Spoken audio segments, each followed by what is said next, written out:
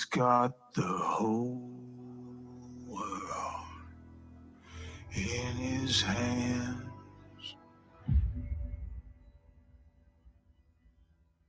He's got the whole wide world in his hands. He's got the whole world in his hands. He's got the whole world in his hands.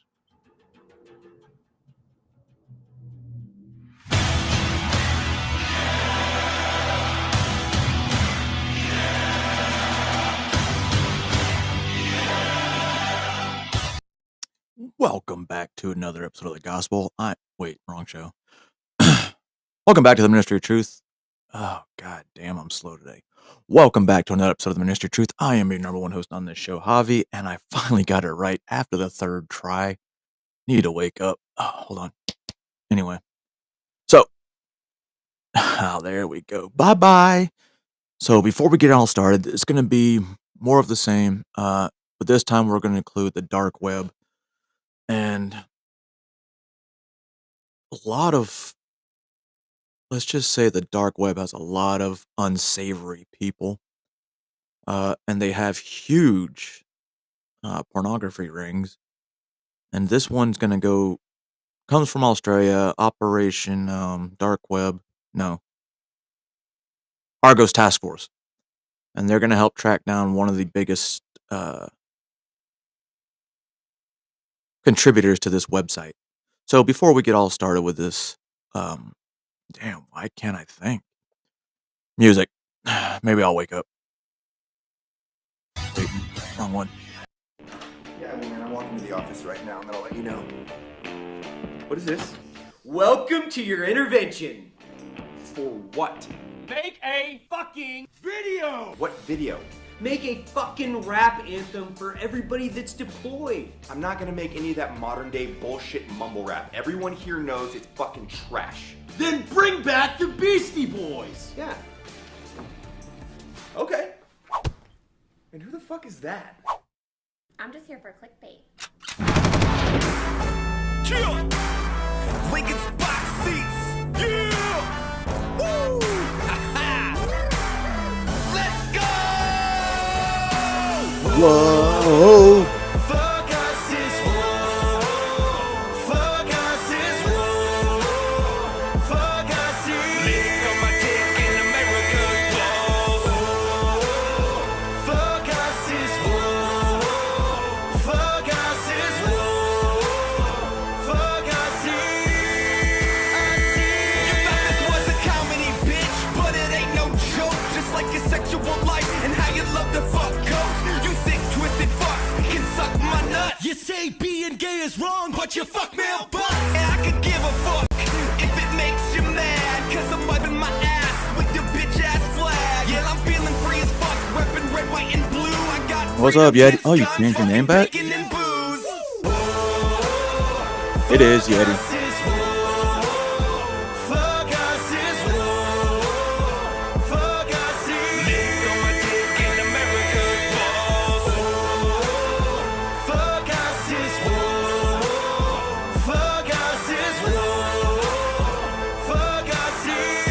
Sorry, Nick. Today, not really.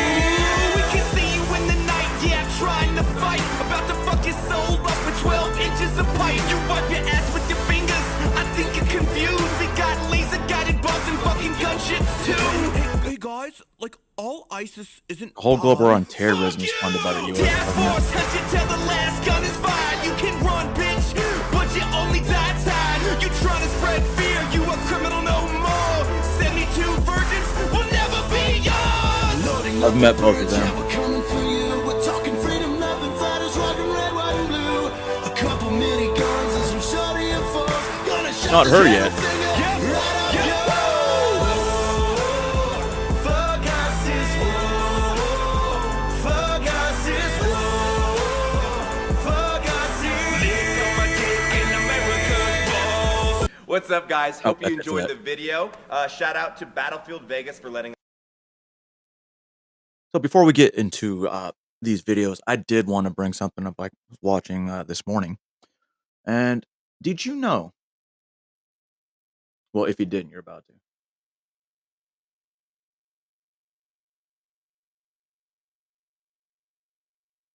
Planned Parenthood, now they're going to donate $40 million to both Joe Biden's campaign as well as some of the other Democrats within that organization. Now, I was thinking about this and I was like, wait a minute, Planned Parenthood, aren't they funded by the government? So basically, are they just money laundering back into the Democratic Party? Let's see how much Planned Parenthood gets from the US government every year as of 2021.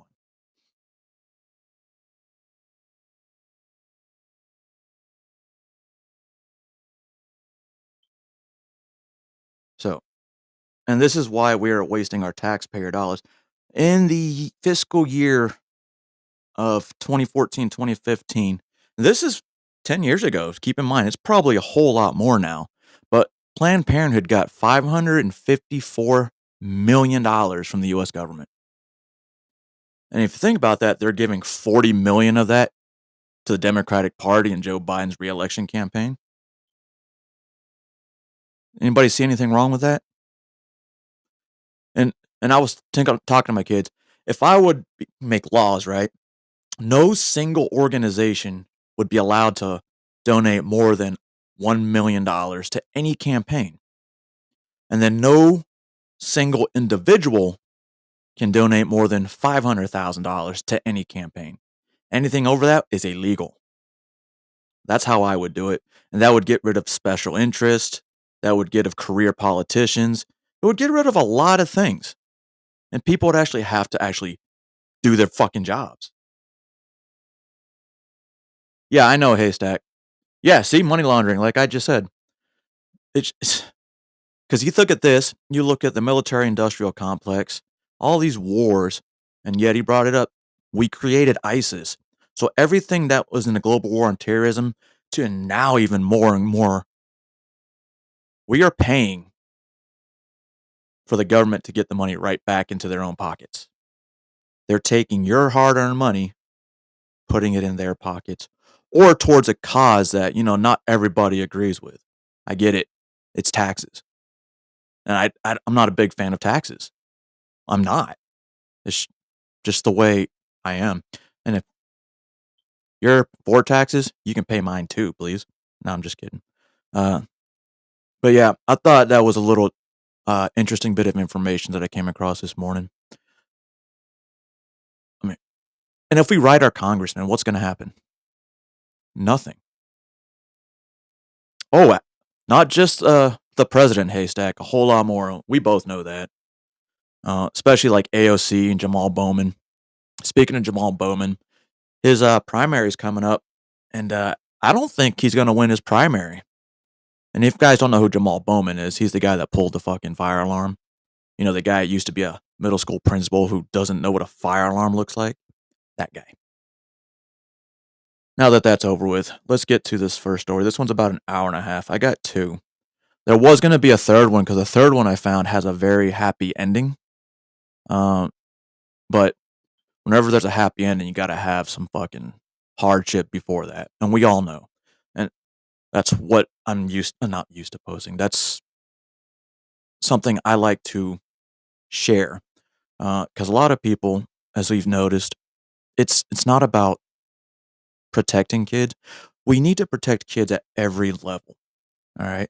People are talking about just the internet because what I'm going to go over with, a lot of you are going to be like, holy shit. This is all dark web shit. All right. Property tax, yes, because that goes to schools. But as a disabled veteran, I don't have to pay property taxes, so I get my refunded back to me. But at the same time, they still get money from me at the schools because I'm a veteran.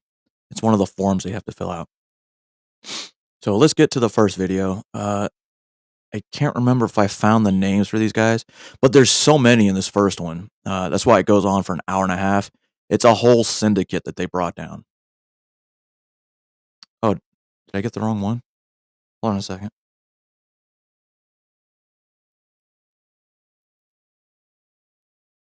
Oh.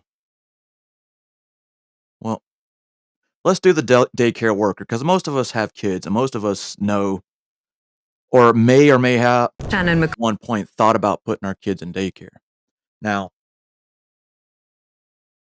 this is why I believe there's a lot of stay-at-home parents. I went to public school, so, and you can see where my education level ended up. Then again, that was in the 90s. So public school is definitely not the same thing as it was today. Now it's more about indoctrination instead of knowledge. And that's why my kids are lucky to have someone like me. So this one's back to childcare, daycare workers. Oh.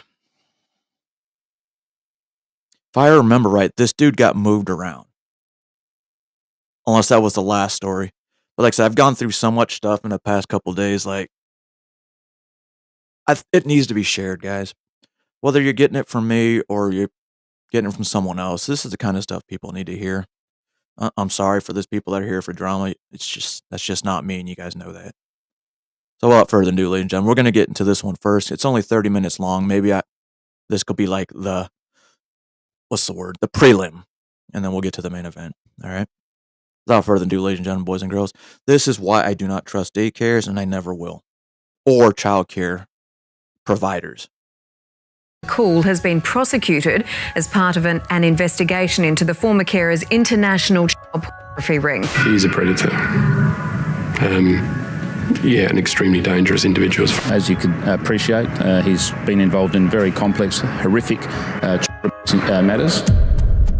June 2014, a childcare worker in South Australia, Shannon McCool, was arrested on suspicion of running the world's largest pedophilia site on the dark web. However, his arrest proved to be just one piece of an intricate puzzle that led to the discovery of underground pedophiles connected from all corners of the globe.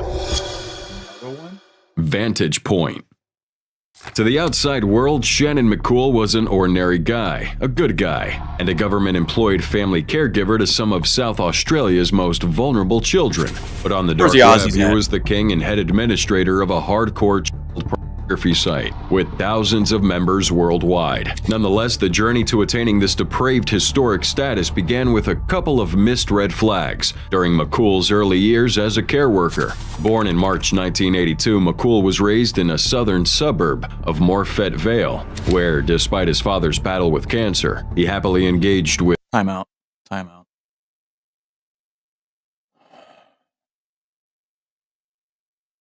You know when I said these people are closer to you than you think?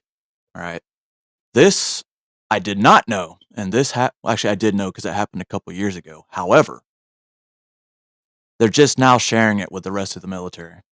Stars and Stripes is our newspaper when we're overseas, our news source.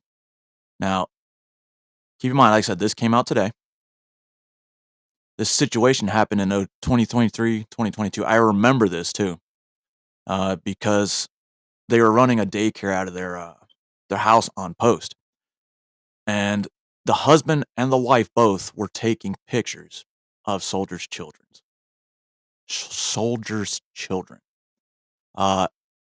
in not so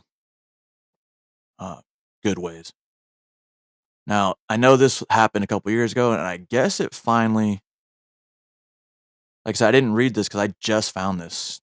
Because I was looking for this story, but I didn't realize it made this far.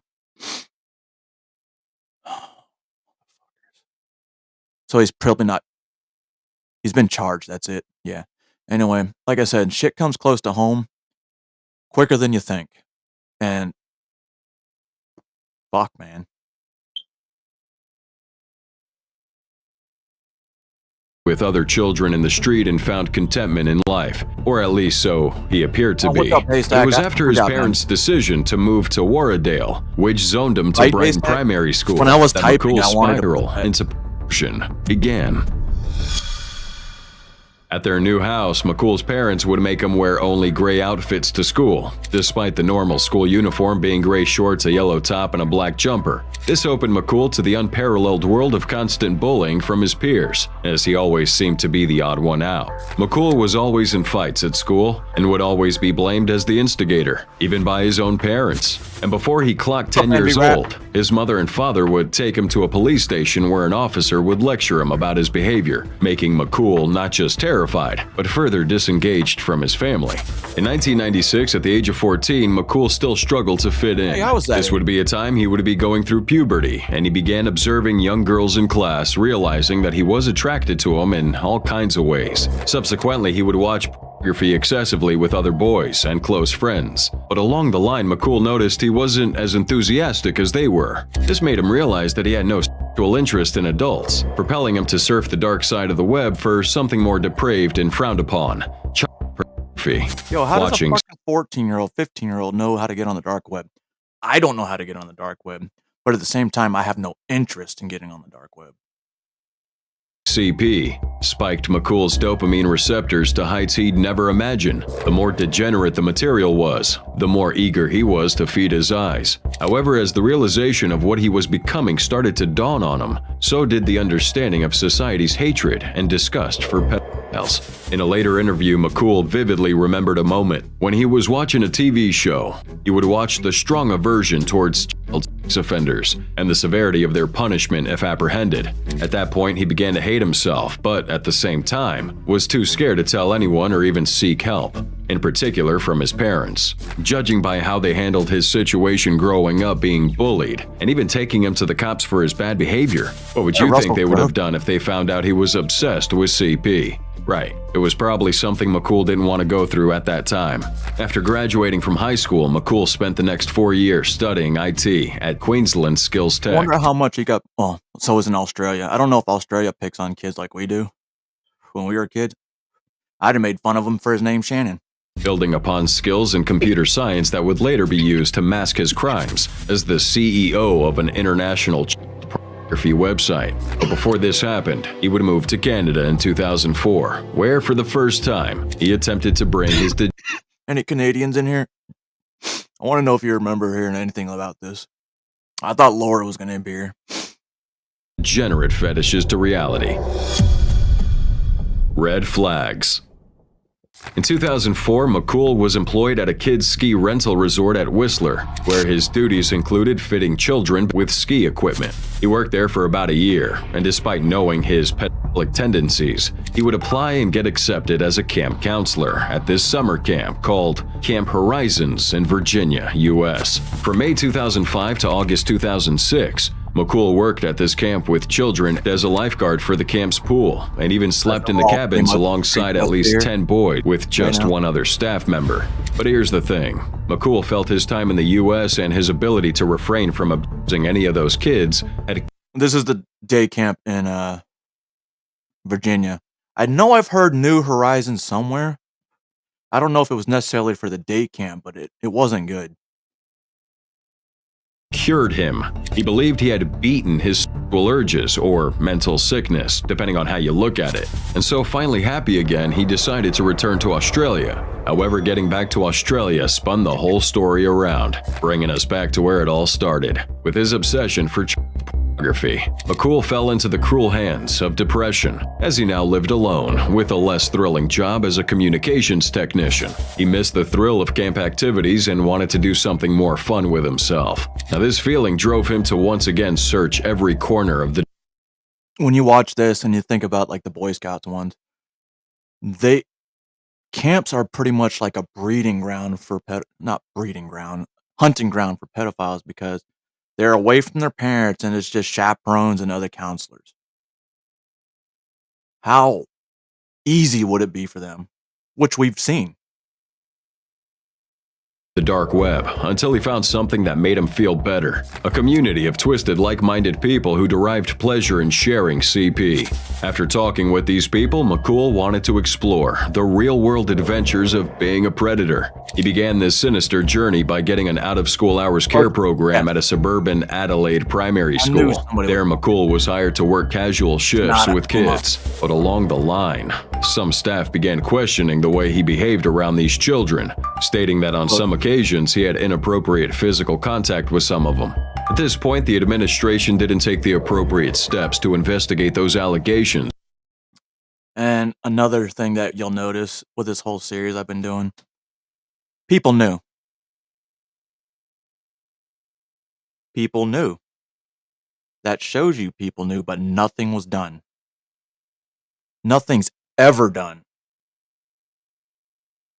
And that's the problem people need to see. And maybe if they did, what McCool eventually did next might have never happened. January 16th, 2011.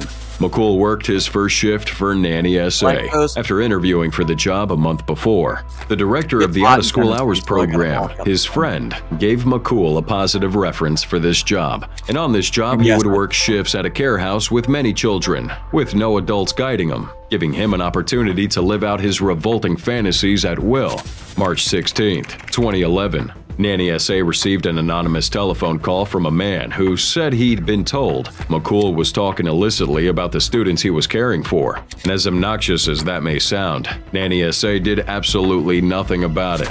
The information wasn't addressed as a concern for McCool's behavior, but rather as a potential privacy breach. And although it led McCool to being fired, it didn't tarnish his career in any way. Now, barely 2 months after losing a job at Nanny SA, McCool got hired by another child care organization, Families SA. So here McCool would just continue doing what he was doing before, molesting children. What a coincidence that their daycares are called SA.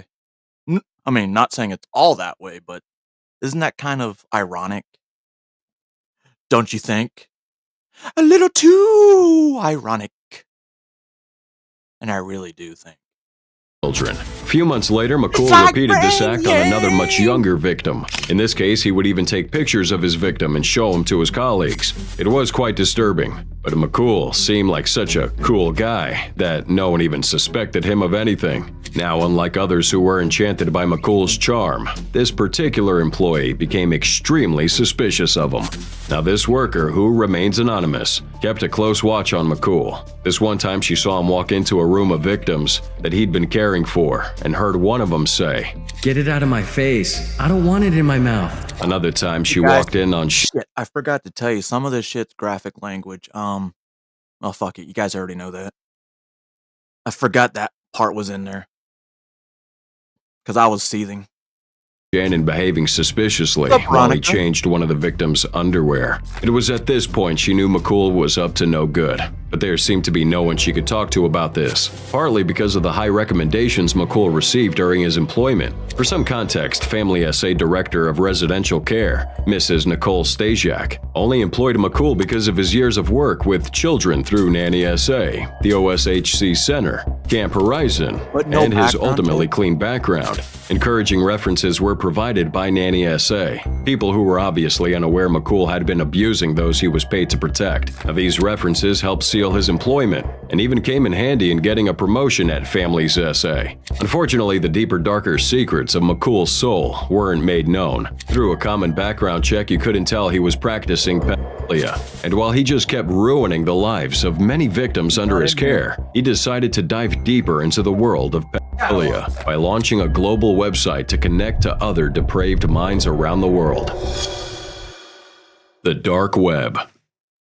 It was one of the world's largest and most secure pedophilia networks, an online space where tens of thousands traded horror. The website dealt in abuse, while videos and images of these victims were swapped and boasted about on a forum. No lie, I think accessible one only time I through wanted to get on the dark web, but it was for a book.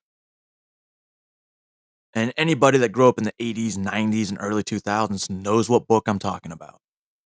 through an encrypted browser. Membership was tightly managed. Quiet accounts raised suspicion and could be terminated at any moment. Those who stayed had to upload new material frequently, and more disturbingly, more than 45,000 people complied. But what those thousands of people never realized, those who stayed had to upload new material frequently, and more disturbingly, more than 45,000 people complied. But what those thousands of people never realized, even as top users began to disappear, was that this site was being run by the police. Let us explain. For 6 months in 2014, inside a pale office in the Australian city of Brisbane, an elite squad of detectives were administering the site, analyzing images, monitoring conversations, and connecting users with their crimes. By the time they pulled the plug on the forum, 85 victims had been rescued and hundreds of people across the globe had been arrested. Among them was Shannon McCool, the actual author of the site,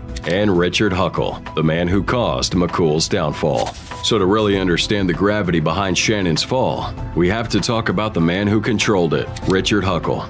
The same man that everyone said was the most notorious pedophile to have ever walked the earth. Born May 14, 1986, to middle-class parents in the UK, Huckle's journey to becoming the world's most perverted pedophile began with him getting a digital camera for his 17th birthday. This fueled ambitions to become a photographer, but unfortunately this gift would later darken its shade in the hands of Huckle, as he would film illicit content with hundreds of victims. They keep going back and forth, so it's different people, but it's all ended up going to be the same fucking website. Had a job with an organization taking photos in an animal conservation camp with a number of other Britons. But Huckle went to the organization's head office, explaining that he would rather offer his services to schools and orphanages, given he had a college degree. Consequently, he was sent with a fellow employee, Sammy G, to assist in teaching English to young children. Sammy and Huckle were required to share an apartment. However, according to Sammy G, Huckle kept to himself and really didn't interact with anybody, not even with the kids in school. Nonetheless, that didn't stop Huckle from causing sadistic problems. October 2005, Huckle, who was already a pastor at this time, was given the opportunity to teach Sunday school to young children at the Praise Church in Malaysia. However, this would be the breeding ground for his horrible crimes. Huckle kept a diary, documenting his evil acts. This led to an interesting turn in his story. Huckle's diary was exposed by one of the churchgoers, and when the higher-ups digested the disgusting details of it, they fired Huckle as a pastor. But for some reason, he was hired back after a week. And even worse, they put him back in contact with children. We're just as shocked as you might be. But I don't understand. He was fired for, fucking with kids. So they're like, you know what? Please come back. We're sorry. We're sorry for letting you go, so you can come back and you can have the same exact job. Because we're sorry.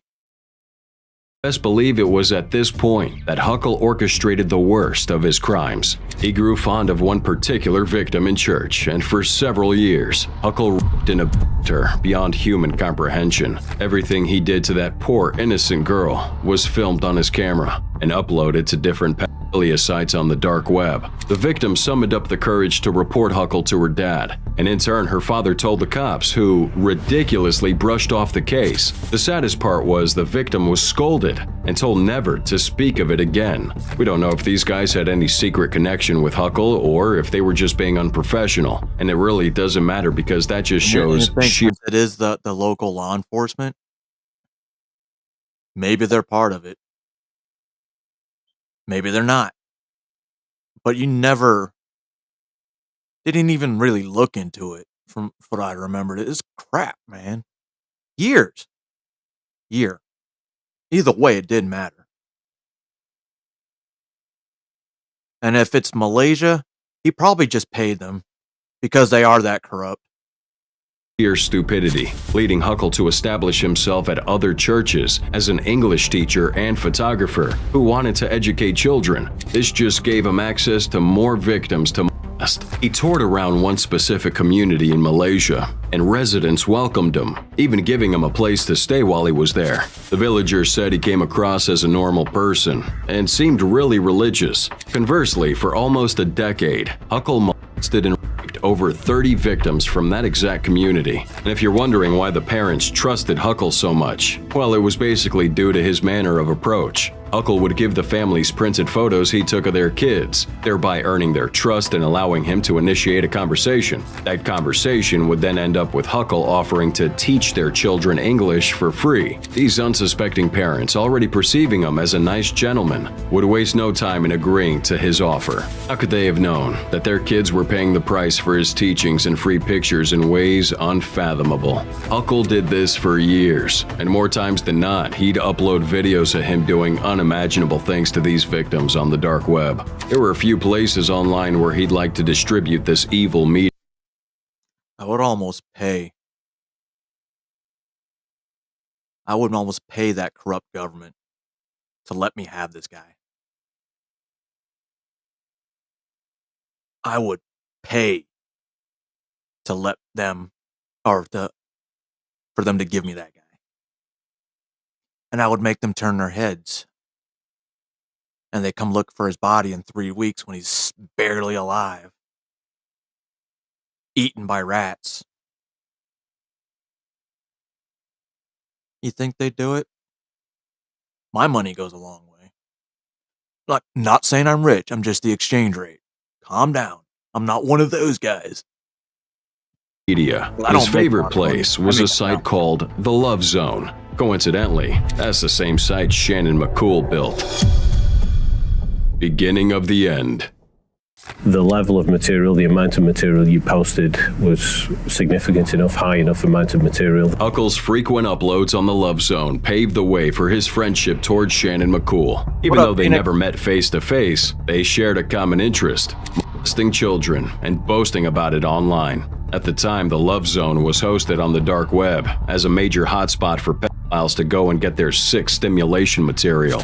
The site would even have categories where users could pick what kind of abuse they were into. It was a complete shit show. When I heard that the first time, I'm going to rewind it so you guys can hear that. Categories. Categories of types of abuse. These motherfuckers aren't human.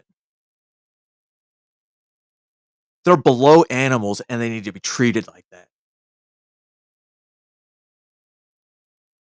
Where users could pick what kind of abuse they were into. It was a complete shit show, but Huckle soon became the loose thread that was pulled to uncover McCool's identity. Out of the said 45,000 users, one obviously had to be the weak link. And at the early stages of the police uncovering this site, one man stood out: Brian Wade. 42-year-old Canadian Brian Wade had built a film distribution company named Azov Films. Internationally, people could order these films from this secret company and have them sent to their homes wherever in the world. But in this international investigation called Project Spade, information about Wade's company came to light after one of his packages was intercepted en route to its customer. It took investigators 7 long months, but finally they were able to track Wade to his home in Canada. When Canadian police raided his premises, they found it piled with refuse. The bathrooms were sheeted in thick mold, while the entire place was in disarray, typical of what you'd expect from a predator. It was also during this raid that authorities discovered Wade had made business deals worth over $4 million between him and his clients. He also had over 45 terabytes of film involving 386 different victims. At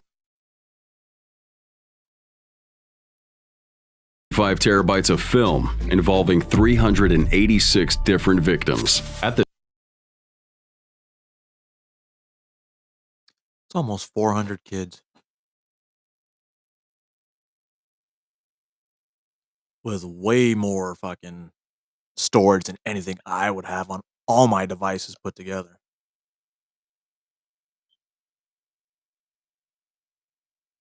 And there's thousands of websites out there like this. And remember, to stay in that specific space, you had to constantly upload new material.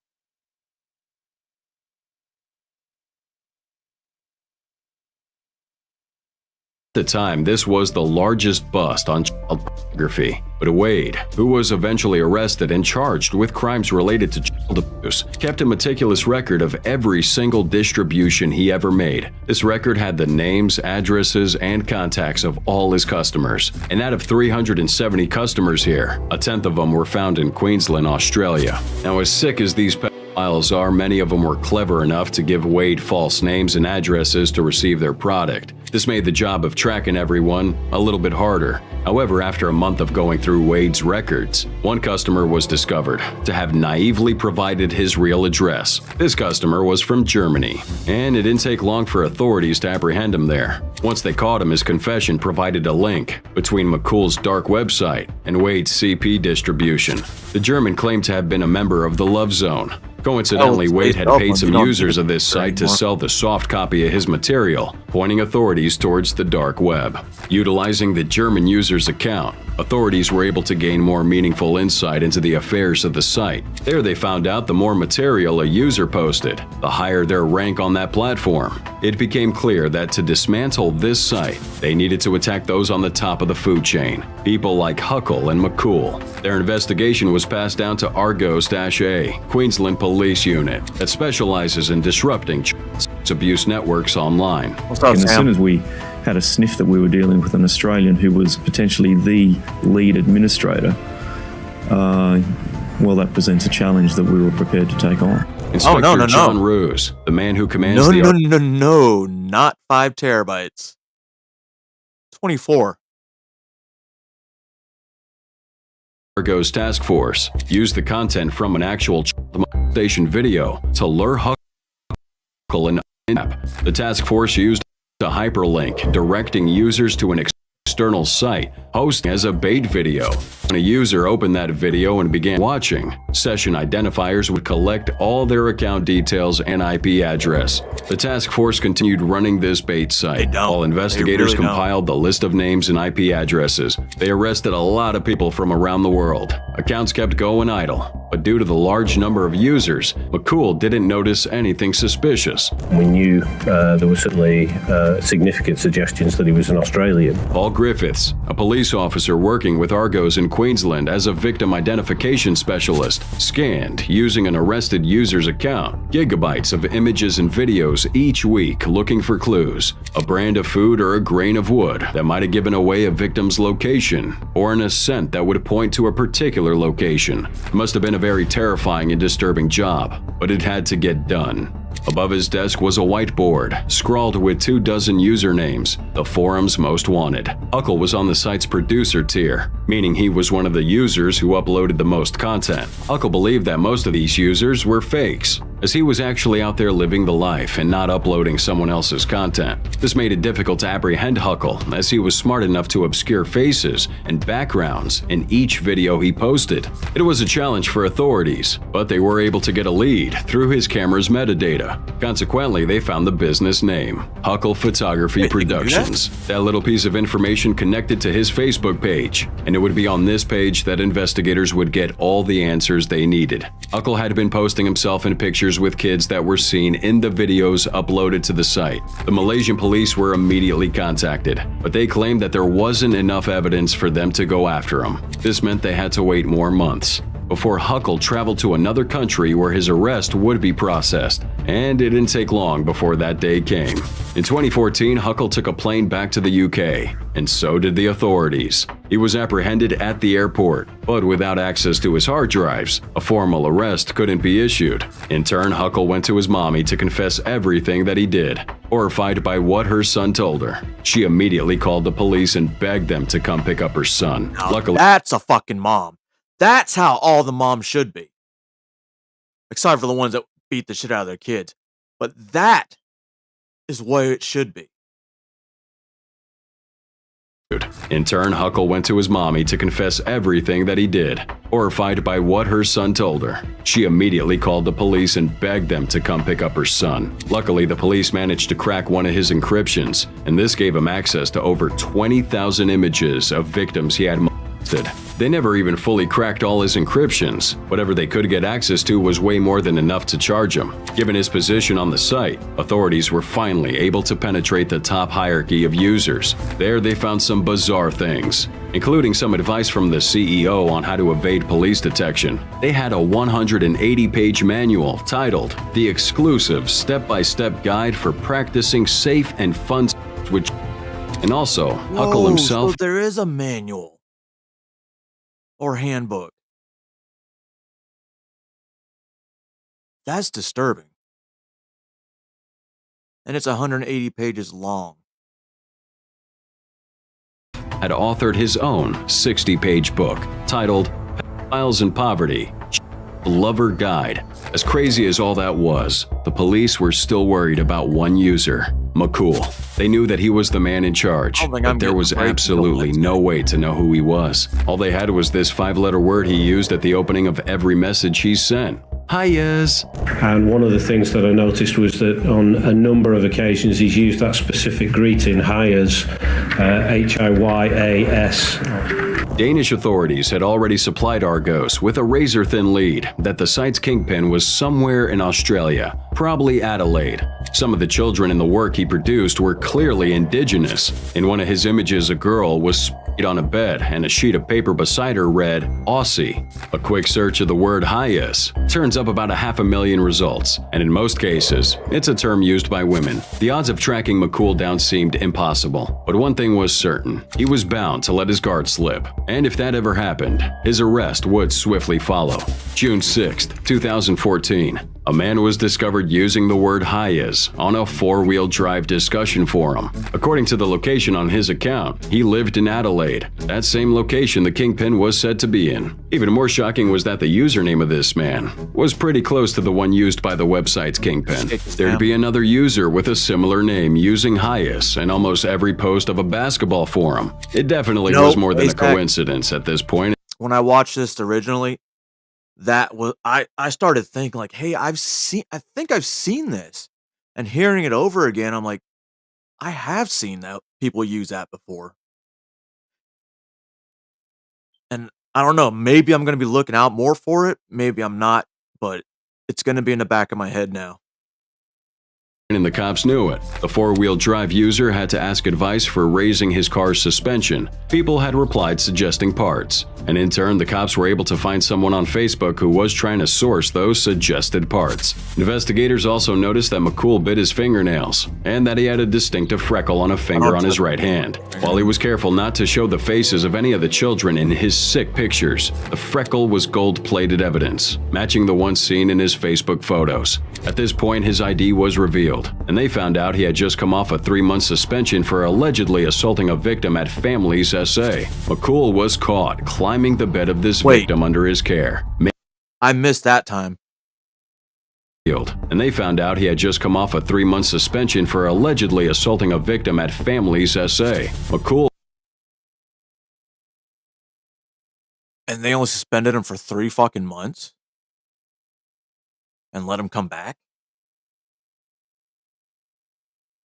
What is up with the fucking system over there in Australia? It's almost as bad as here.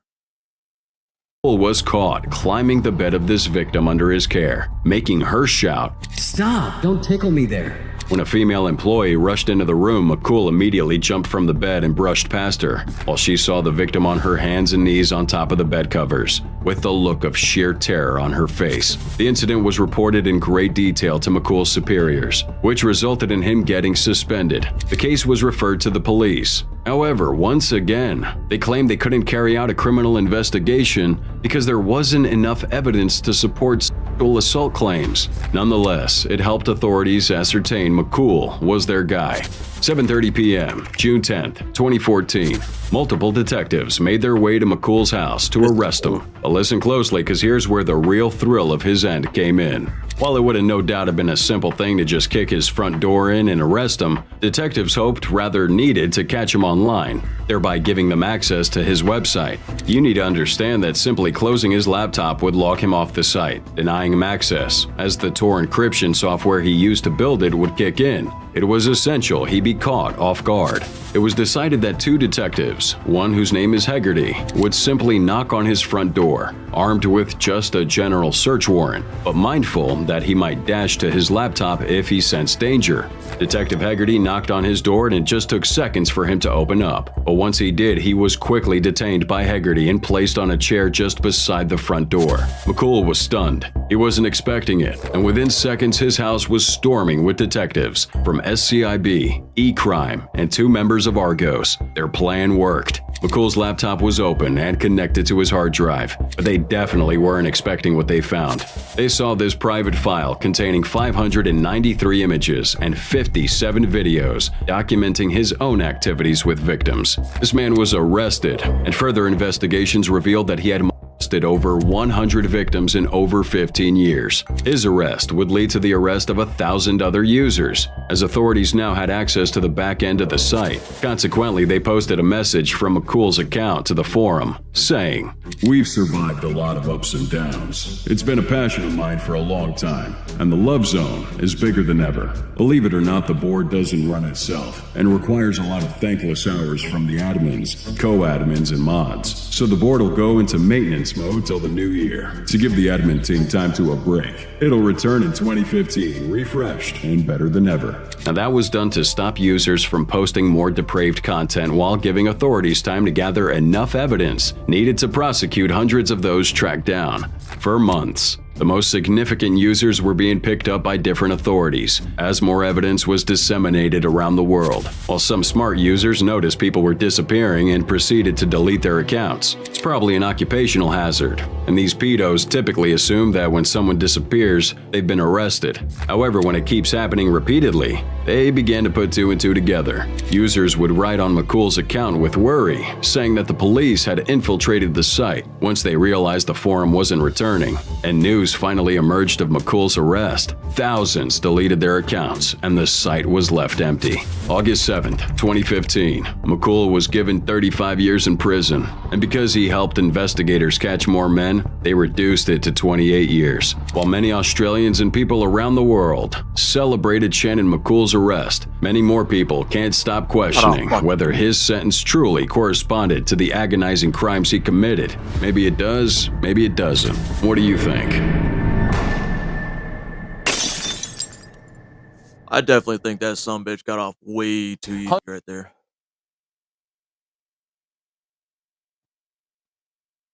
All right. This next one, it's a lot of investigations and pedophile, obviously. And worst case scenario is they end up killing your kid as well. And it happens. We know it happens. We just don't want to acknowledge it. It's easy to ignore something that's... No, yeah, he's still alive. It's easy to ignore something that you don't want to hear about or see about, but you need to. People need to see this. And I'm glad there's other videos out there that I can pull from, knowing that now that I've showed you, it's like tenfold. And then some, and then some, and Taco Cat. Hundreds of child predators are arrested this month as part of the DOJ's takedown of the largest known child exploitation website. And this individual, the sole motivation was to inflict pain on another, and the journey to that. We've been working on the story. I think, Sam, the big difference between me and a lot of people, I've seen I've seen what man can do to man. Like 3D right in front of me. And that's the most deepest you can go into reality that you can. So there's no reason for me to sugarcoat shit. Because reality is reality.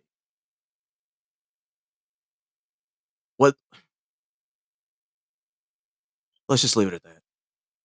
Of a federal agent, a Border Patrol agent, now facing federal charges. Welcome to Video was dismantled after the raid and arrest of the underground site's administrator.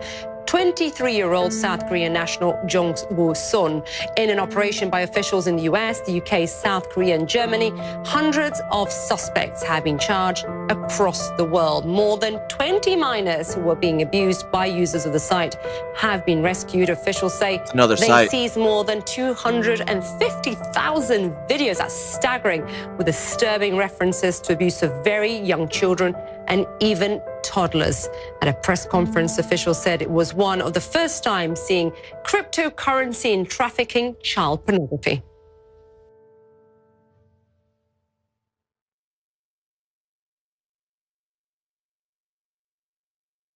Good morning, everyone. I'm Jessie Liu. I'm the U.S. Attorney for the District of Columbia. Thank you all for being here for this very important announcement of significant actions to protect children from sexual exploitation. I'm joined today by key partners in the federal government's fight against those who exploit the most vulnerable among us. That's the Department of Justice announcing that they've just managed to shut down the dark web's largest child pornography site in October of 2019. That fact still rings true as I'm recording this video in 2023. 337 pedophiles who produced, uploaded, and downloaded content from said site were arrested and sent That's crazy.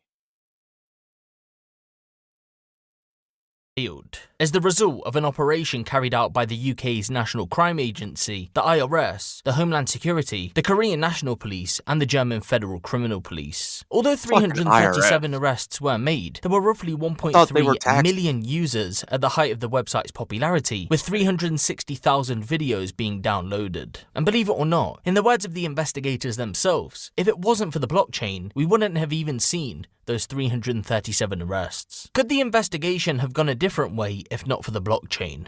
Maybe. But the tactics used in the months-long investigation relied heavily on it, and so without the blockchain, there would have been no case. In spite of the fact that the Department of Justice eventually took down the largest child pornography site on the dark web in 2019, the origins of this case can be traced all the way back to 2008.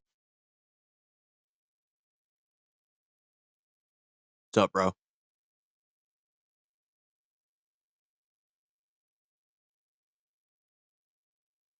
July 24th, 2008. Freedom Hosting, a specialist web hosting service, emerges on the Tor browser. It offers a plethora of hidden services to only those who can navigate their way around the darkest side of the internet. Back in 2008, there wasn't many who could. Some notable services: Tormail, which allowed users to send and receive email anonymously to email addresses inside and outside the Tor network. HackBB, a hidden internet forum specializing in buying stolen credit cards, skimming ATMs, and hacking computers, servers, and accounts. And then there was the Hidden Wiki. This held a directory of links to other hidden websites within the Tor browser. Freedom Hosting would eventually be home to half of all Tor sites that were available at that time. It began to attract many visitors for both the right and wrong reasons. For example, those who wanted to communicate in secret could do so, but a wide range of criminals had a field day, and the authorities couldn't do anything about it because, to put it simply, for a while, they had no way of knowing anyone's true identity. Although for years, the web hosting service remained in the shadows of the dark web, away from the majority of the general public, that would all change in October of 2011.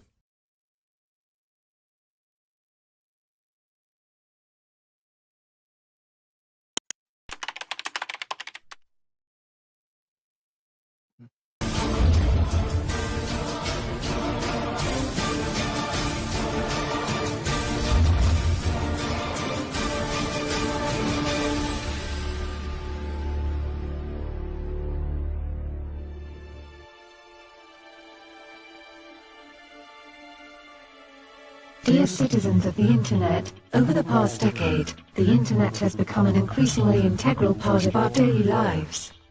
It has evolved into the catalyst behind free media, free speech, and global communication. Since its inception, the World Wide Web has become a prominent medium for individuals such as journalists and activists alike. However, a great injustice lurks beneath the surface. A vile infestation of abhorrent animals have been growing, parasitically spreading like cancer. Unknown to the world, it has consumed and victimized innocent children as well as adults. The growing trade of child pornography has become a major problem. While government organizations have put much effort into the dismantling of individuals and websites dedicated to this repulsive trade, the providers of this content have grown frustrated and moved their trades into a much seedier place known as the Darknet, a network dedicated only to the iniquities that are outcasted by the society we strive in. Unfortunately, a potentially benevolent resource has been corrupted by these sick and sadistic abominations of the world. We, Anonymous, have an eternal duty to fight against the social injustices of this world. When we came into this virtual realm, we were disgusted with the content that was provisioned and readily available for the perverted masses. Many of us had lingering traumatic images of the material that these pedophiles were hiding on the Darknet. Anonymous took a pledge to defend the defenseless and fight for the fallen. We rallied an army called the Legion and armed ourselves with our Chris Hansen cannons. We set out for the great hunt which has become Operation Darknet, also known as To Catch a Predator. We found that a majority of the Darknet pedophiles were using a site called Realita City. We demanded that the major provider of the host known as Freedom Hosting rid their servers of such reprehensible materials. Unfortunately, to our horror, the owner of Freedom Hosting was the perpetrator for most of the pedophilic content. We are now aware that this provider has over 100 gigabytes of content depicting children being sexually exploited for money and sick thrills that only the underlying insects of this world could take pleasure in. While successful in our onslaught to identify users and take down the hosting provider of this unacceptable content, the Darknet is a vast sea with many providers. However, we fully intend to make it uninhabitable for these disgusting degenerates to exist without the fear of prosecution or death. This is our message, our manifesto. You may hold us to every last word, for we will never turn a deaf ear upon the screams of innocent children. You know who you are, and so do we. We are Anonymous. We are Legion. We do not forgive. We do not forget. I kind of feel like they didn't do this. Because it's still happening. More and more. What happened? It's a good question. Expect us. On the 14th of October 2011, a member of the anonymous hacking group had been browsing the hidden wiki when they noticed a section titled Hard Candy, a directory of child pornography links. Disgusted by what they had just witnessed, the hacker quickly worked their magic and removed all links from Hard Candy. Job complete. Well, not exactly. You see, 5 minutes later, an admin on Hidden Wiki edited all of the links back in, and it was business as usual. Upon further investigation, the hacker noticed that 95% of the links listed on the Hidden Wiki shared a digital fingerprint with Freedom Hosting. And when the hacker redirected their efforts, they came to the conclusion that Freedom Hosting had been the home to the largest collection of child pornography on the internet, including the Love Zone, a site where Richard Huckle, dubbed Britain's worst paedophile, was an avid user on. The hacker would reach out to Freedom Hosting's unidentified owner to issue a warning to remove the content from their servers, but they refused. And so 4 hours later, a bunch of anonymous hackers assembled from forum boards such as 4chan, and they began to DDoS attack Freedom Hosting, rendering the service unusable. However, within 24 hours of the attack, Freedom Hosting's owner was able to restore services via a backup. In response, Anonymous issued several more warnings, but the owner refused once again, so a further DDoS attack took place, even after new security measures had been implemented. Was this it then? Were Anonymous about to shut down the largest host of child pornography on the darknet? Well, yes and no. You see, Anonymous put out a final statement stating that they managed to grab a total of 190 unique IPs of people trying to gain access to Hard Candy and Lolita City, but ultimately the sites would continue to run moving forward. It's also unclear if any arrests were made as the result of the operation. But it would be something that happened 9 days earlier that really caught the media's attention in regards to this operation, and therefore the general public were made aware of it. At the height of the DDoS attacks, which prevented over 40 different child pornography websites from being accessed, the one that stood out from the rest was Lolita City, home to 100 gigabytes of child pornography images. The ages of the children ranged anywhere from newborn all the way through to 17-year-old teens. The content was being viewed thousands of times a day. On the 18th of October 2011, Anonymous managed to hack into Lolita City, meaning they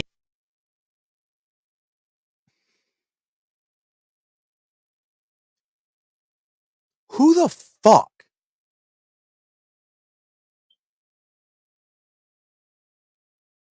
thinks it's okay to even touch a fucking newborn? Let alone document it. No. There's nothing they can do to make me not kill that guy. I would find a way.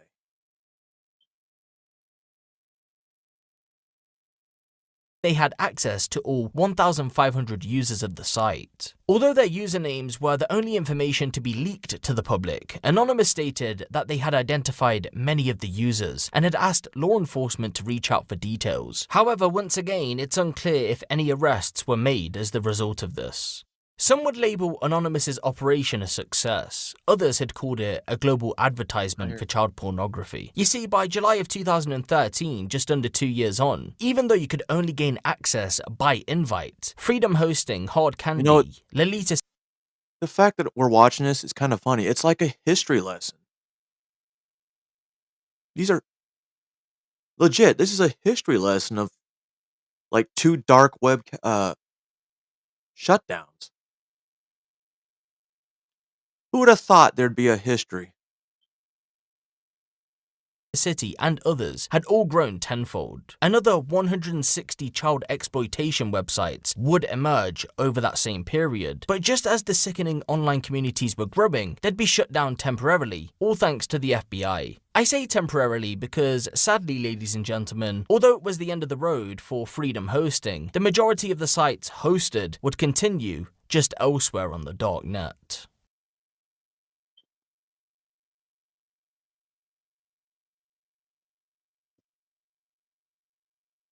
The Supreme Court has cleared the way for the extradition of a man accused of being the world's biggest facilitator of child abuse images. 33-year-old Eric Owen Marquez, who has an address at Mountjoy Square in Dublin 1, is wanted by the US authorities for conspiring to distribute and to advertise child abuse images. There was no stay on today's rulings, which means that he can be extradited immediately. The country's highest court has now upheld the previous judgments of the High Court and the Court of Appeal, and Eric Owen Marquez has now exhausted all legal avenues. He has no time left.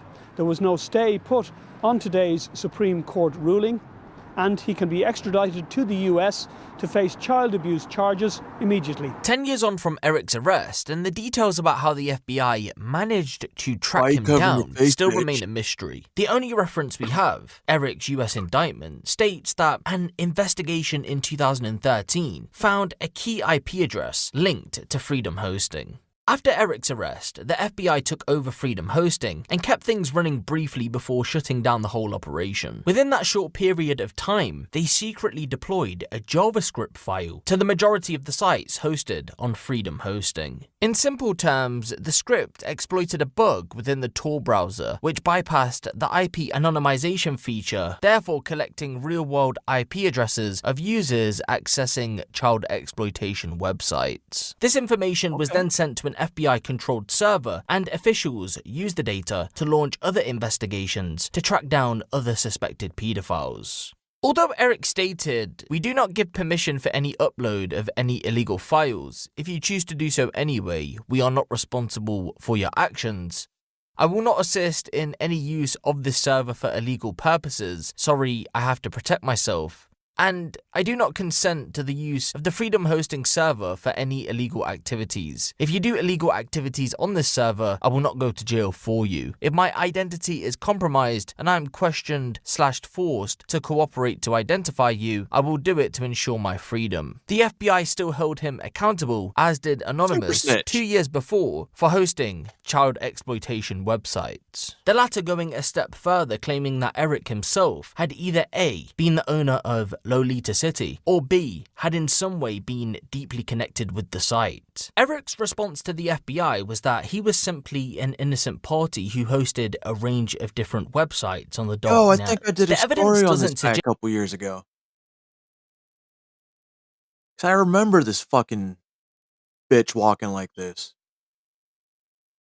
That Eric had owned Lolita City, but he most definitely wasn't the innocent party he claimed to be. When Garda officers raided his apartment in Dublin, Ireland, he made a dash for his computer in the hopes of turning it off, even though his PC, at that point, had been password locked. For those of you who aren't aware, when you turn your PC off, it erases the information stored on the RAM, and Eric was fully aware of this, so he attempted to shut down his PC, but officers stopped him from doing so. When the PC was forensically examined, the data from the RAM was pulled, and although they'd never crack into the PC itself, they had more than enough evidence to link him to Freedom Hosting. It wasn't just that though. You see, the data showed that Eric had been accessing a child pornography site that he hosted on Freedom Hosting 1,534 times. The site, reports say, had categories such as jailbait, preteen, toddlers, girls and boys. Each category contained numerous videos of child sexual abuse. Another website he viewed, which was once again hosted on Freedom Hosting, had been visited 412 times according to the data on the RAM. From images pulled from said site, 107 of them matched files on Eric's RAM. One of those was of an infant girl being abused.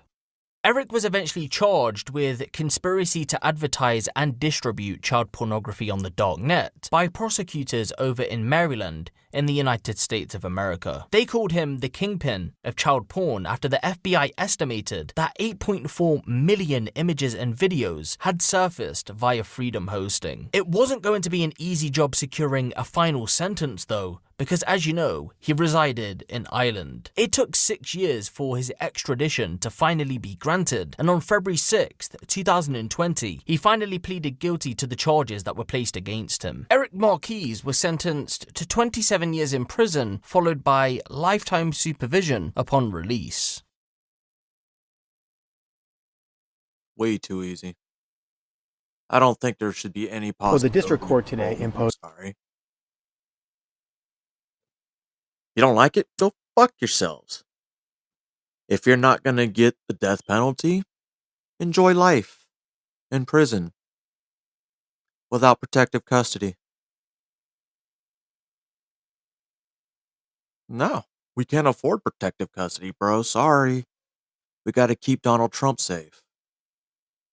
Right, Donnie? Be funny if his inaugurations. He's not going to jail, guys. By the way, you guys know that. He's not. He's winning. Imposed a sentence of 27 years followed by lifetime supervised release, which is an important message to send to not only to Eric Marquez, who, as you know, was the largest facilitator of child pornography in the world, but also in terms of general deterrence. That sentence sends a powerful message to those who are trading in child pornography or are contemplating trading in child pornography. Mr. Marquez essentially created a market for others to trade and promote child pornography. And he was creating the demand and the supply for a very dangerous and harmful trade to children throughout the world. And it was important to get a sentence that not only tells those out there that we will find you and hold you accountable for trading in child pornography, but also to the victims to make sure they know that law enforcement here and overseas are committed to finding the criminals who exploit them, and then when we can, seeking restitution for them.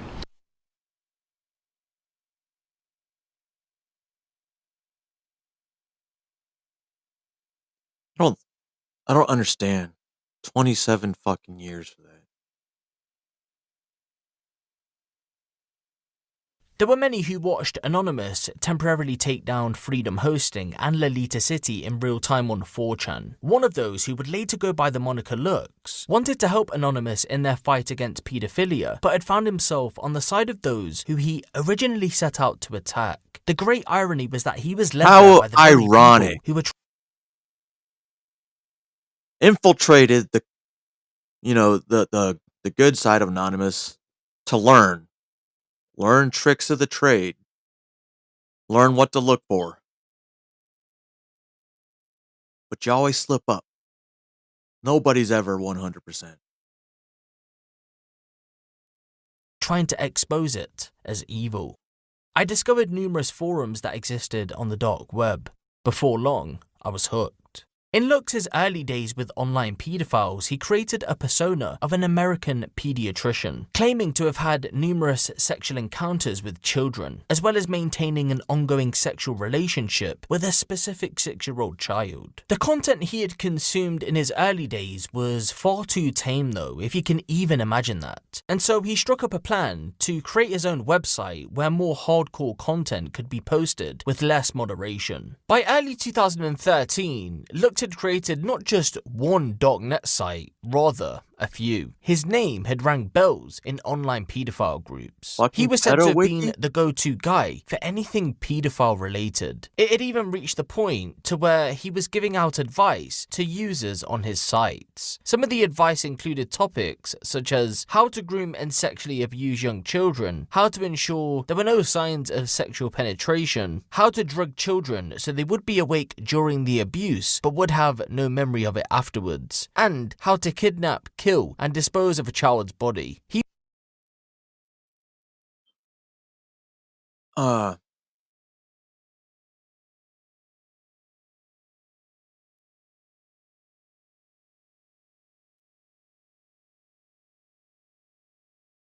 They have manuals for every fucking outcome.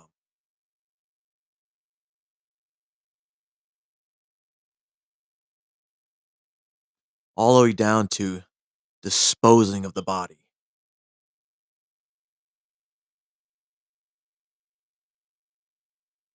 There should be absolutely no mercy. Whether you're from the very fucking bottom or the very top. None.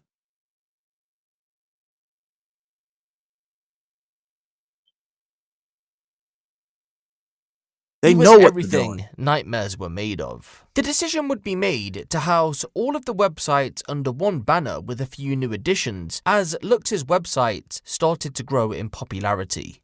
Pedo Empire, a one-stop shop for all things pedophilia, hosted by yours truly, Freedom Hosting. Most nights when I got home from work, instead of sitting back and watching TV, I bust out my laptop and got working on Pedo Empire, hopefully creating something which makes the community at least a smidgen better. One of the most popular sites that was a part of his empire was PedoWiki. At the height of its popularity, it had over 3 million page views and contained over 1,200 different articles. Some of the sites on the empire required an invite from a trusted member to gain access. As a member, you would be allowed basic viewing privileges, but you'd have to prove yourself to gain access to more premium areas. For example, you'd have to share images or films that hadn't been previously uploaded to the darknet. And trust me, Lux had his way of vetting such content. That pretty much on other sites, if members wanted to stay active in a producer's lounge, they would have to show they were actively abusing children on a weekly basis, or else they'd be kicked. The never-before-seen footage would have to include children holding a sign with a unique identifier, such as the name of the site or a phrase created by Lux. In February of 2013, some users of the Empire voiced their opinion that they wanted something more extreme. They wanted more depravity, more violence, and Lux, well, he delivered. Hurt to the Core, a site dedicated to hardcore pornography. Hurt to the Core was the first of its kind on the darknet, a forum dedicated to videos, images, and discussion about the rape, torture, and even murder of young children. At the height of its popularity, it garnered 400,000 views per day. Although Lux claimed he didn't necessarily like the content that was posted on Hurt to the Core, he believed that others did, and so he hosted it in the name of freedom of speech. Hurt to the Core was split into different sections. One of those sections had been split into different threads discussing different topics. By July of 2013, 23,000 posts were made talking about 2,192 different topics, which included how-to guides. Some of the most popular guides were as follows: kiddie porn for dummies, created by Lux; toddler child porn star, how you like to make them scream; sex tourism and prostitution, where to find them sexy little kids, and advice and guides on how to get what you want from kiddies. Some of the most popular general topic threads were as follows: 3 men and a baby. What the Butchered fuck? bitches. Young'uns bound. Crying rape. Need ideas for blackmailed girl aged 15. And bestiality. Out of all of the Empire, Lux was most active on Hurt to the Core, and he wasn't just making guides for members to use. No. He was giving out advice to some members about Hurtcore related topics, which does make you question if he actually was into the content that was being produced on the site. One member wanted advice about filming the abduction, rape, and murder of a 5-year-old girl in Russia. Okay, good. So, do you have a plan? And this is not just a fantasy for you. I have many contacts willing to purchase such a video. It was never confirmed if the Russian had gone through with the plan. An American user wanted advice about producing and distributing the abuse of a 7-year-old girl who suffered with muscular dystrophy and was a mute. I work in the medical field, and if you show me a picture of her wheelchair, I bet I could track you down in a week. It's too dangerous to distribute, as she's too recognizable. However, you should make it for your own gratification. At least you know she can't cry for help. The user would then ask Lux about releasing just the audio. If you record audio, then that can give a lot away, but it's good, the fact she can't speak. I don't think it's going to narrow it down.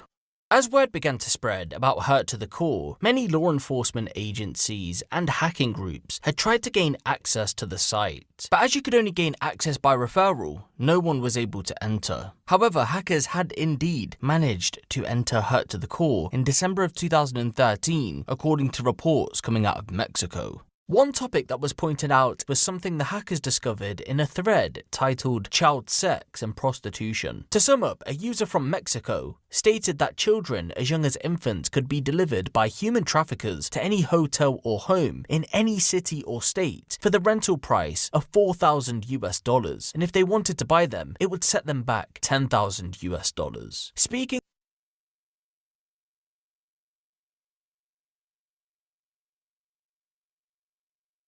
Now,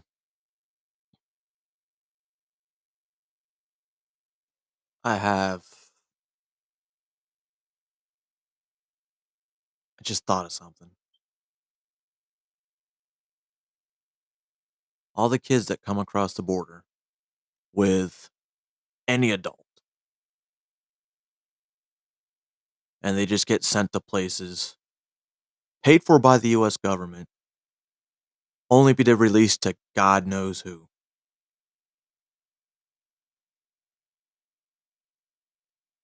And there are plenty of young kids coming across that border right now to people that are not even related to.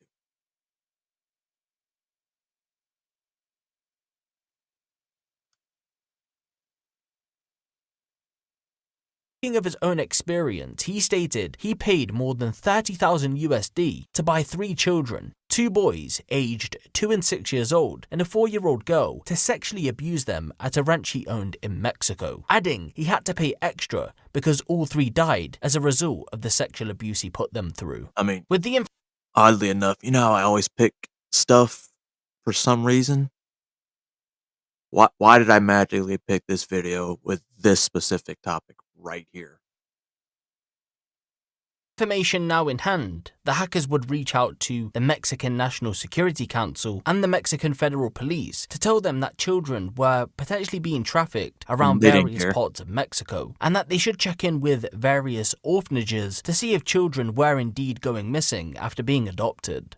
On December 9th, 2013, Governor Fausto Figueiredo announced that he, along with law enforcement agencies from across Mexico, had launched an investigation to dismantle an organized pedophile network that had been operating out of Morelia, a city in the state of Michoacan. This network was said to have been posting and exchanging photos of underage children on Hurt to the Core. The group had been exposed thanks to the work of the hackers. What's never been confirmed, though, is whether this group had in fact been abducting children and selling them on. As of September 2015, Mexican news outlets reported that no arrests came as the result of the operation. Big surprise. In early 2013, rumors began circulating on the darknet about a video titled Daisy's Destruction. Depending on who was telling the story, it would vary in regards to the content, but one common theme was that it involved the torture of at least one young girl. Many claimed it would go a step further and contained the murder of said girl, with reports that some allegedly paid $10,000 to receive a copy. It looked as if this movie, Daisy's Destruction, if it even existed, wasn't going to be released anytime soon. Enters Lux. Lux set out on a mission to see if A, the video was real, and B, if it was real, could he secure a copy for himself to release on Hurt to the Core. He quickly discovered that Daisy's Destruction was in fact real, and the sources who told him it was real pointed Lux in the direction of an online user called Excitagirl, who claimed that they had a copy. Excitagirl would go on to explain that they were the owner of a company by the name of No Limits Fun, a hardcore production company that mainly focused on young Asian girls. The user, Excitagirl, would turn out to be a man by the name of Peter Scully. For those of you who aren't familiar with Peter Scully, back in 2011, he fled from his home country of Australia and headed to the Philippines after being involved in a property fraud scheme that fleeced more than $2.7 million from 20 different investors. After spending a while in the Philippines, Peter would acquire himself 2 Filipino girlfriends, Carme Ann Alvarez and Lizelle. I did a story on this guy too. And together they would approach parents in impoverished neighborhoods with offers of education and food for their children. They would take the kids under their wing. What the parents weren't aware of, though, was that they were about to hand their children over to monsters. The trio would give the children a false sense of security when first arriving at a property rented out by Peter, for example by offering them something to eat. But the mask would eventually slip, and the children would be subjected to days, months, and even years of torture and rape. Some of these instances would go on to be caught on camera and sold on Peter's child pornography site, No Limits Fun. The most infamous of Scully's video collection?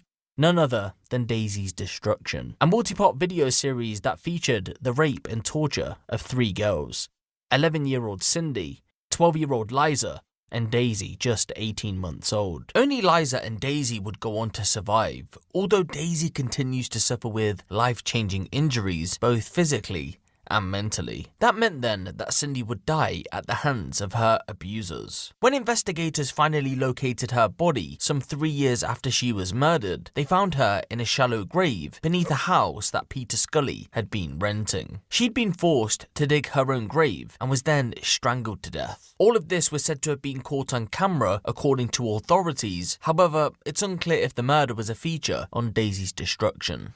With the video series going somewhat viral due to the nature of the content, it quickly landed in the hands of Dutch police, who determined that it was shot in the Philippines. They then handed their evidence over to local authorities, and a task force was opened to find the perpetrator. Although they understood a white Australian male was their key suspect, it was hard to pinpoint exactly who it was. As part of their operation in order to eliminate suspects, investigators went door to door for months to see if the interior of people's homes matched what was in Daisy's Destruction. Ultimately, law enforcement in the Philippines wouldn't be able to locate the house they were looking for, and all other leads they were investigating were dead ends. However, there'd be a break in the case just as it was going somewhat cold.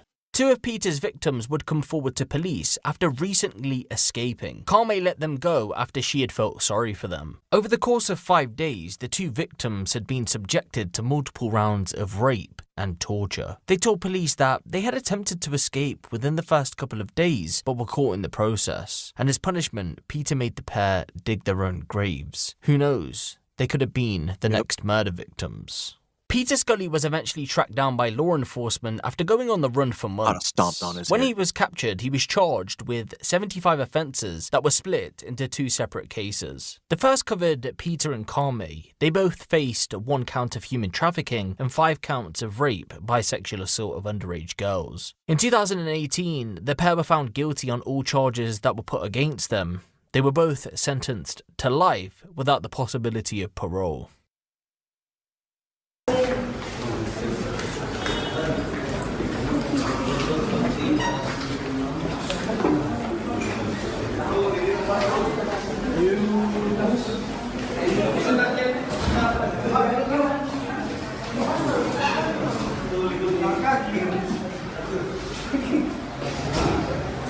The second covered Peter and Lizelle. They both faced 69 counts of various offences ranging from murder to the production and distribution of child pornography on the dark web. In 2022, the pair were found guilty on all the charges that were placed against them. Peter was handed a 129-year prison sentence, Lizelle 126.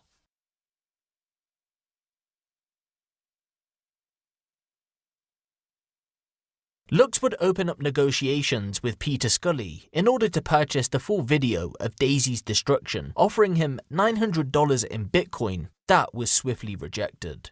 I could sell this for up to $10,000 through private networks. However, I could create more custom videos for Hurt to the Core if we enter a long-term business relationship.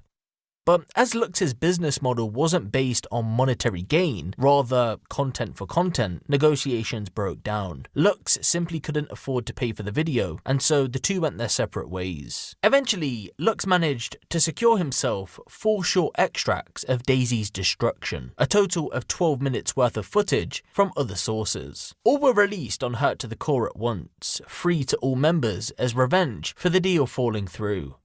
Those NLF guys deserved me leaking Daisy's destruction. They were whiny bitches. With Daisy's destruction now out in the open, Lux had pushed the boundaries. He felt untouchable. So much, in fact, he had this message for law enforcement when they eventually shut down Freedom Hosting. Well, it looks like this empire hasn't fallen yet. To any law enforcement agency whom may be reading this, fuck you. You cannot keep us down. And every time you try, we'll just get bigger and bigger. So thanks for the publicity and leading more pedophiles to where you can't catch them. To my fellow pedos, it won't be long now until all of the major CP sites are back up and running. In the meantime, I suggest you spend your newfound free time by going out and fucking some kiddies. Although Lux had felt untouchable for a while, for some reason in June of 2014, he got spooked and felt law enforcement were closing in. So he made the decision to send an email to the FBI's cyber tip line offering up details about his users. My name is Lux, and not only do I run the largest online suite of child pornography websites on Tor, but I also have knowledge about its users and their identities, unrivaled by anyone out there. I'm willing to hand over control of my empire, including administration details for all sites under the Pedo Empire, and server details, as well as access to my emails. On top of that, I also have complete control over the large group of proven producers on any site. I'm sure that access to this, let alone everything else I'm offering you, is merit for the conditions I will outline below. The conditions include $50,000 in Bitcoin and immunity across all jurisdictions. Get the fuck out of here. To no surprise, the FBI didn't budge. They weren't interested in giving in to either demand. It's clear you're not taking my offer seriously. It's not a game. These are real lives you're bargaining on. It's now clear that if I want to fix this problem, I need to do it myself. I will get rid of these people because no one else will. As you don't want to be a part of the solution, I bid you farewell.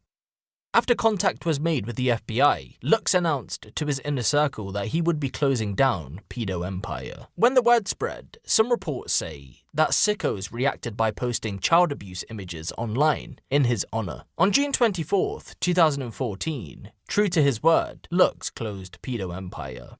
As always, all empires eventually fall, and today is the day that it falls. After years of running CP hidden services, today is the day that I walk away. There are personal issues which my close friends have been made aware of that have forced me to make this decision. I don't like awkward farewells, so goodbye. Regards, Lux. If you try to look online for a reason as to why Lux abruptly closed Pedo Empire, you're normally met with two answers. The first is a report claiming that he closed it due to, quote, personal issues, like he stated in his goodbye note. Those personal issues were later revealed as a suspected brain tumor. The other is there is no answer. It states for some reason he closed it. It doesn't go any further than that. But when you connect the dots, a potential answer is there, and it's far from a brain tumor. It's actually connected to another darknet user by the name of Ski.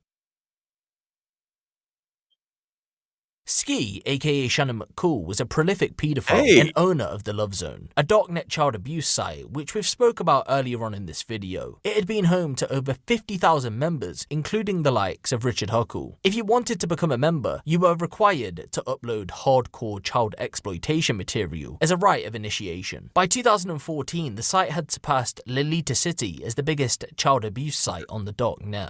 If you've seen my video covering Richard Huckle, then you'll know that Task Force Argos, a branch of the Queensland Police in Australia tackling online child abusers, brought the Love Zone down along with Shannon and a few higher-ups on the site in 2014. Their investigation into the Love Zone began as the result of an operation carried out by Canadian police back in 2010. Initially, it didn't involve Australian authorities. Dubbed Project Spade, law enforcement in Toronto, Canada, were looking into a man known as Brian Way, a 42-year-old who had a production crew in different countries across Eastern Europe. They had been filming what's called naturist videos of children, in other words, artistic films that featured nude boys aged between 5 and 12 years old. There was a loophole though, as they weren't of a, quote, sexual nature, the police couldn't actually do anything about it. An investigation would be opened into Brian back in the early 2000s after police received complaints about the films his production crew were making, but as you know, police couldn't do anything about it, so no charges were ever brought forward. The movies would go on to be sold around the globe through Brian's website, AzovFilms.com. The business went on to make millions. Customers would use their credit cards to make purchases. At the height of its popularity, over 2 million people visited the site.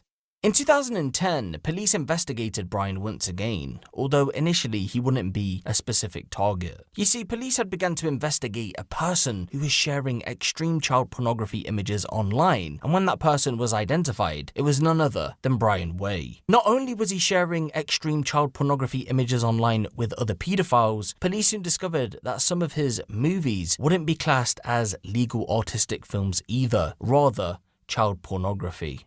In May of 2011, police raided Brian's warehouse. Up to 45 terabytes of child exploitation material that had been produced by Azov Films over the span of nearly a decade had been present. To put that into perspective, it took tens of police officers 4 full days, yes, that's 24-hour days, to remove the content from the warehouse. Brian would be charged and subsequently found guilty on 15 counts of possessing, publishing and selling videos of naked, prepubescent and pubescent boys and was sentenced to 10 years in prison. However, that sentence would be cut to just 7 years and 10 months after he told the appeal judge that he was being abused in jail. When the secret operation was announced to the public on November 14th, 2013, it was clear that this wasn't just a Canadian operation, rather a worldwide one. Canadian police managed to track down 328 customers from around the world, and so once they were identified, they passed the information on to their international counterparts. Good morning, everybody. I'd like to talk about Project Spade this morning.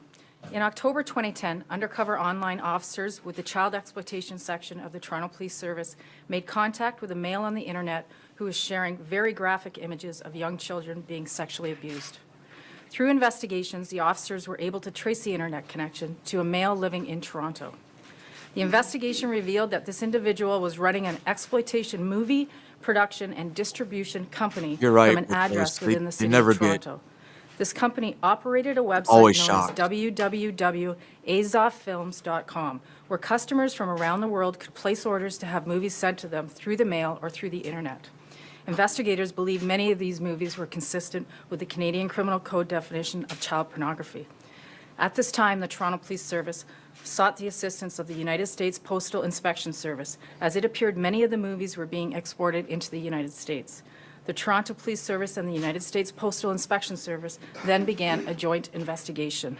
On May 1st, 2011, After a 7-month-long investigation, officers executed numerous search warrants at various locations across the city of Toronto. One of these search warrants was executed at the site of the purported business located in the West End of Toronto. Officers spent 4 days inside this business, cataloging the thousands of movies, computers, and other media located during their search. At this time, over 45 terabytes of information was seized from the business. And to give you some perspective, this is equivalent to a stack of paper as tall as 1,500 CN Towers. On the same date, a search warrant was also executed at the residence of the owner-operator of the business, Mr. Brian Way. It is alleged that officers located hundreds of thousands of images and videos detailing horrific sexual acts against very young children, some of the worst that they have ever viewed. Brian Way, 42 years of age, has been charged with a total of 24 offenses, including numerous child pornography, proceeds of crime offenses, and instructing a criminal organization. We believe this is the first time in Canada that anyone has been charged with being a part of a criminal organization in regards to child pornography.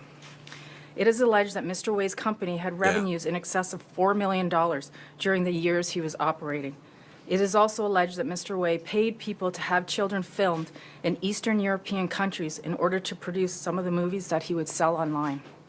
These producers of the child exploitation movies, which were sold exclusively through Azov Films, have all been convicted in their respective countries. With the assistance of the Toronto Police Service's technological tech section, officers were able to recreate the customer database used by Azov Films to distribute the material around the world. Child exploitation officers, with the assistance from the members of the Ontario Provincial Strategy to Protect Children from Sexual Abuse and Exploitation on the Internet, then spent months analyzing all the seized material, determining who the customers were. Information was then sent through the RCMP's National Child Exploitation Coordination Center and Interpol to over 50 countries. This investigation was dubbed Project Spade, and its success has been extraordinary. That's what I was just to thinking, date, Laura. I was the about to project as ask a you whole that. has saved 386 children from sexual abuse worldwide. This alone is spectacular. Furthermore, as of this morning, the number has actually gone up. Sweden contacted us and advised us that they arrested 7 more people for this project. So 348 individuals have been arrested worldwide as part of the investigation. They include 50 in Ontario, 58 in the rest of Canada, 76 in the United States, and 164 internationally. Of concern to the investigators was the number of people that had close contact with children. The arrests included 40 school teachers, 9 doctors and nurses, 32 people who volunteered with children, 6 law enforcement personnel, 9 pastors or priests, and 3 foster parents. An example of one of the search warrants that was conducted in Canada, a search warrant was executed at a retired school teacher's residence. He had over 350,000 images and over 9,000 videos of child sexual abuse. Some of these images were of children known to him, and he was also charged with sexually abusing a young child relative. We worked with several international law enforcement agencies during this project: Australian Federal Police, who are here today, Spanish National Police, here today, Special Investigations Unit for the Investigation of Trafficking in Mexico, also here today, Queensland Police Service, Task Force Argos, South African Police Service, Hong Kong Police Service, Norwegian Police Service, Garda, Ireland Police Service, National Police Force of Greece, and Royal Gibraltar Police. The success of this joint project with the United States Postal Inspection Service, along with all our international partners and other agencies you see here today, confirms that when we work together, regardless of the borders that divide us, we can successfully track down those who not only prey on our most vulnerable, but also profit from it. I would like to thank everyone involved and commend them for their hard work and commitment to this project. I would also like to acknowledge cybertip.ca, who is also present with us today. Cybertip.ca is Canada's tip line to report the online sexual exploitation of children. They received numerous tips regarding Mr. Way's website and forwarded them to us, assisting us in detecting his website. Thank you. So this is where Task Force... Laura, since obviously that story really got buried up there in Canada, when he gets out, no one will ever know unless they know who the story. Is pretty much the way it's going to be, right? Because the registry doesn't work that way up there. Argos comes into play. When they got intel that some Australians had been purchasing child exploitation movies from Brian Way, they set out on making multiple arrests. There was one arrest in particular though that would open a Pandora's box. When Task Force Argos arrested this particular person who's been named as Mr. Smith and seized his computer, they noticed that he encrypted certain parts of it. However, he made the thankful mistake of leaving all of his dark web login details on an unencrypted note. The login details would lead police down a darknet rabbit hole and ultimately led them to the Love Zone. It was uncharted territory.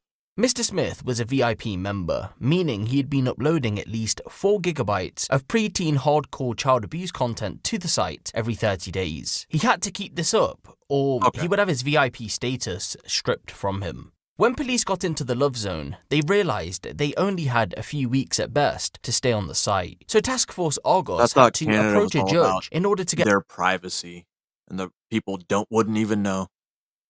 Approved for something that's called a controlled operation. In other words, they were asking the judge for the go-ahead to legally be allowed to possess and distribute child exploitation material in order to stay on the website. The bigger picture was to bring down as many predators as they could.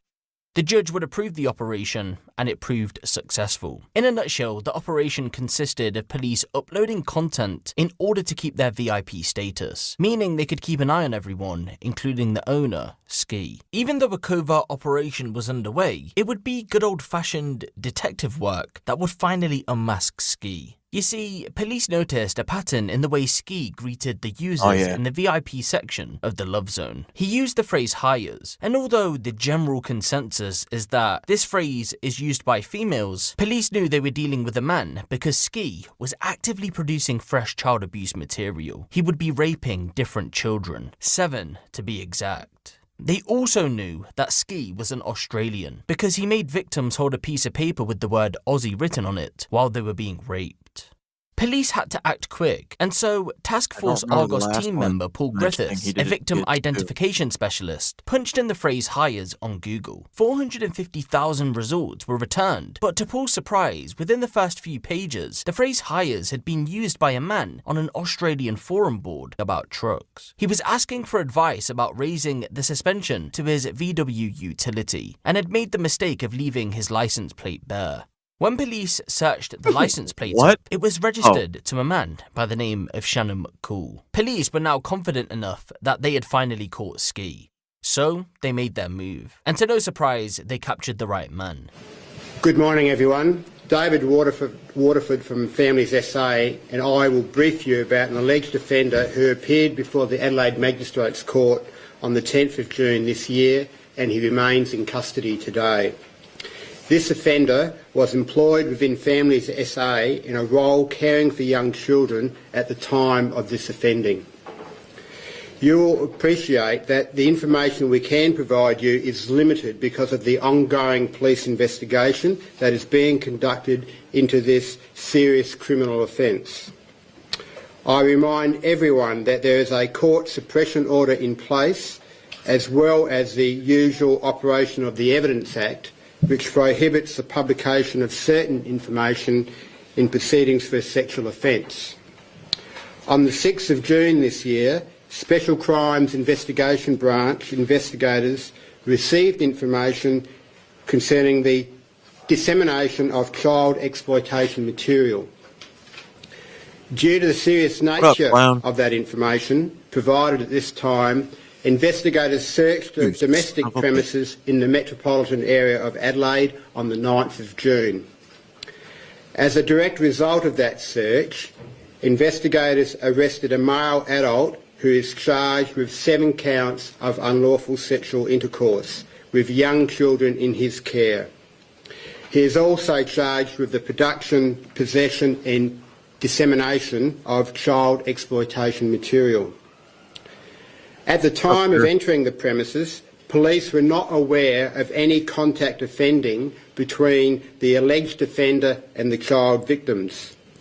The focus of the investigation up until that time related to the possession and dissemination of child exploitation material. At the time of the arrest, police became aware of alleged contact offending between the alleged offender and the children. This evidence led to 7 charges of unlawful sexual intercourse. When these 7 charges were laid on the 10th of June, investigators were not aware of the identities of the 7 victims. We were not aware of the location of the offences, nor were we aware of the time frame of that offending. Since that time, specialist sex crime investigators have been working closely with our computer specialists in an attempt to identify the young victims. This analysis has been tireless and has involved the examination of over 100,000 still photographs and 600 video files containing child exploitation material. This part of the investigation is not complete, and it still has a long way to go before it can be completed. Late on Wednesday of last week, with the assistance of Families SA, the investigators identified 7 victims. The victim identification process has been slow and very tedious, as it has involved comparing the images of the child victims contained within the child exploitation material against documentary material provided to us by Families SA. This process has been made even more problematic as some of the child exploitation images were partial images only. Since the alleged offender's arrest, the focus of this investigation has been the identification of the victims, and that remains today. It is important to identify the victims so that appropriate counselling and medical support can be provided to these victims, their parents or guardians. Investigators and Families SA are now in the process of informing the parents of the 7 children of the circumstances of the alleged offences and the identity of the alleged offender. Full support from police, Families SA and the Child Protection Services will be provided to the parents and guardians of these children. This investigation has been a priority for the police and will remain a priority. We still have a significant amount of computer analysis to be conducted with the clear objective to identify all victims of this abuse. This investigation is being led by SAPOL and will continue until we have identified all possible offences and the identity of any further possible victims. Due to the complexity and the enormity of the data to be analysed, this investigation may take many months before it is completed. But rest assured, our investigation will remain victim-focused. This investigation can be best described as being horrific. It is horrific for the young victims and their families, and it is deeply disturbing for the police who are required to view these images. I now pass on to David. Shannon McCool had been a government-approved social care worker looking after vulnerable children, some who had previously been sexually abused. Many complaints had been made about him in the past about his inappropriate behaviour towards children, but ultimately those complaints were swept under the rug. For 3 years he went on to sexually abuse 7 children while he was taking care of them as a government-approved social care worker. One of the victims had been a young disabled boy, and another an 18-month-old toddler. All are thought to have been under the age of 12. You know, I was just thinking, look at this guy's face, right? What if I took a rusty chisel, right, and slowly chipped away at his teeth?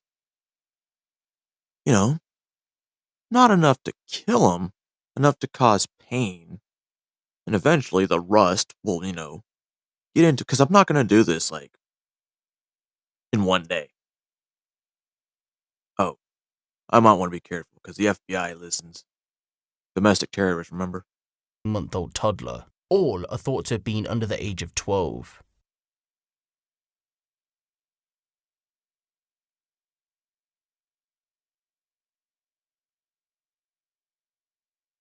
Good evening. Victims have cheered in court as Family's SA carer Shannon McCool was jailed for 3 decades for inflicting vile sexual abuse on already troubled children.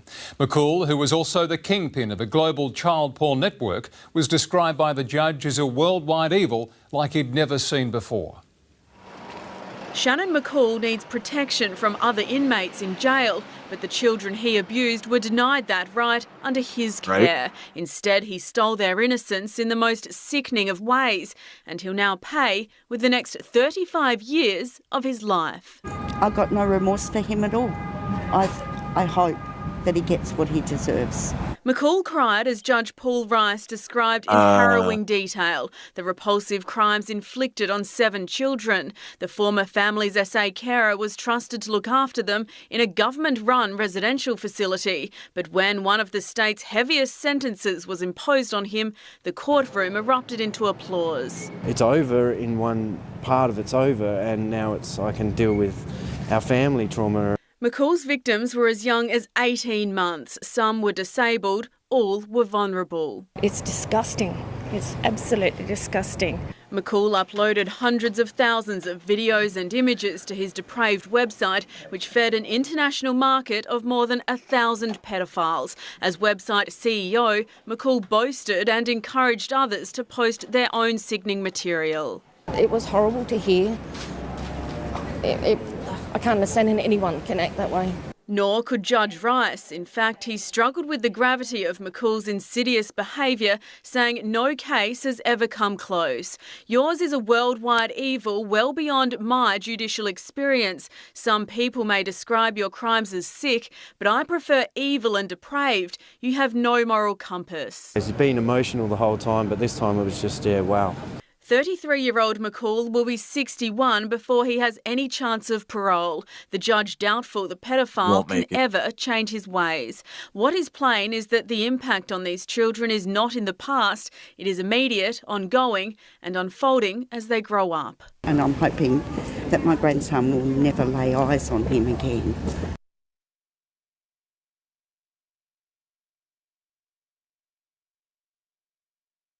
Oh. 28? Does he get time for good behavior? With Ski now in police custody, it was time for Task Force Argos to take over the Love Zone and bring down other members. One of those, none other than Lux. Exactly 2 weeks after Shannon McCool had been arrested, Lux would go on to announce that he was closing his pedo empire down. Somewhere along the line, did Lux and Ski have a secret code that would pull the plug on everything if either suspected that police had overtaken their accounts? For example, if Lux said a certain phrase to Ski, Ski would have to give a certain answer. Or maybe Lux just had a hunch that something was off and decided to delete every trace of his online activity. It wouldn't be too hard to suggest either one was true, because reports say that many higher-ups within the Love Zone noticed that Ski, now operated by law enforcement, had started to speak and act differently. None of that would matter though, because what Lux didn't realise was that even though he had ended his pedo empire, the police had connected it to his home address. Little is known about the operation and how law enforcement managed to make the connection. All we know is that it was discovered after they had taken over the Love Zone. August 26th, 2014. Police are about to swoop on a house in Melbourne, Australia. They were about to come face to face with the most hated man on the dark net. To the police's understanding, the property was owned by a white working class male in his 50s, a mechanic who lived there with his wife, son and daughter. They thought for sure that he was Lux. But as police began to tear the house apart, looking for the computer that hosted one of the most disgusting sites on the dark web, they instantly knew it wasn't the father, because he had no idea of how to even operate a computer. Their focus soon turned to the son, Matthew David Graham. 22-year-old Matthew David Graham, a nanotech student with no social life, liked to spend his days indoors playing games such as World of Warcraft. That was his form of social interaction. In his life away from a computer screen, he seemed like an average university student. However, as you know, he was hiding a dark secret. At the age of 18, he began exploring child exploitation websites on the dark web. Over the span of roughly 3 years, he created the most horrific child abuse websites at his parents' home. They were none the wiser. When police raided Matthew's house on that morning in August of 2014, detectives asked him to unlock his laptop and PC, but he refused. However, he would hand over his phone and passcode for it. An initial search of the phone brought up nothing, but 3 hardcore-related images would emerge after detectives took a deep dive into the device's cache. As the result of this find, Matthew would initially be arrested and charged for possessing child abuse material and failing to hand over his passcodes. No further charges were added at that time though, because police had no evidence. All they had was the lead that led to the address. Matthew's PC and laptop would be shipped off to Europol in Germany and the FBI in America to see if they could get into them. They already knew Matthew Graham was Lux, but they needed the data from the devices as they had stored the evidence they needed. For a while, both struggled, but eventually the FBI would find their way inside, and there was the evidence they were searching for. Australian detectives would go on to give Matthew 2 options. They could verify that one instantly, but they couldn't do Hunter Biden's? Upon discovery of the findings. Either A, plead guilty in Australia and hand over the passcode to the other device, or B, face a potential extradition to America where he had been facing separate charges. He settled for the former. I guess I wanted to be part of something, and so I made it up. The sexualization was never anything I was interested in, it was the power within the paedophile community. On the 30th of July 2015, just under a year after his arrest, Matthew was charged with 88 offences, which covered a wide range of crimes, but by the time he was sentenced in March of 2016, he was only sentenced for 13 of the original 88, after he struck up a deal with the prosecution. Those 13 charges included crimes such as hosting and distributing child exploitation material, encouraging the kidnap, rape and murder of the 5-year-old Russian girl, and encouraging the rape of the 7-year-old disabled girl in America. During Matthew's sentencing hearing, the judge presiding over the case was extremely hesitant about viewing some of the material that was hosted on Hurt to the Core, but the prosecution advised that the judge needed to watch at least small clips of Daisy's destruction without audio to get an idea of the horrific content that Matthew had allowed on the site. That way, it would help the judge with what sentence to hand down. The judge agreed. How any human can view that impassively, the infant was being tortured, actual physical torture, an extremely trusting, vulnerable child who begins smiling, wearing a nappy, and ends a wailing physical wreck. I've seen some shocking things over the journey of my career, and I've never seen anything like that. After the viewing, the judge was said to have appeared pale and looked disorientated. On the 17th of March 2016, Matthew David Graham was handed a 15.5-year prison sentence with the minimum term of 10 years. What the fuck?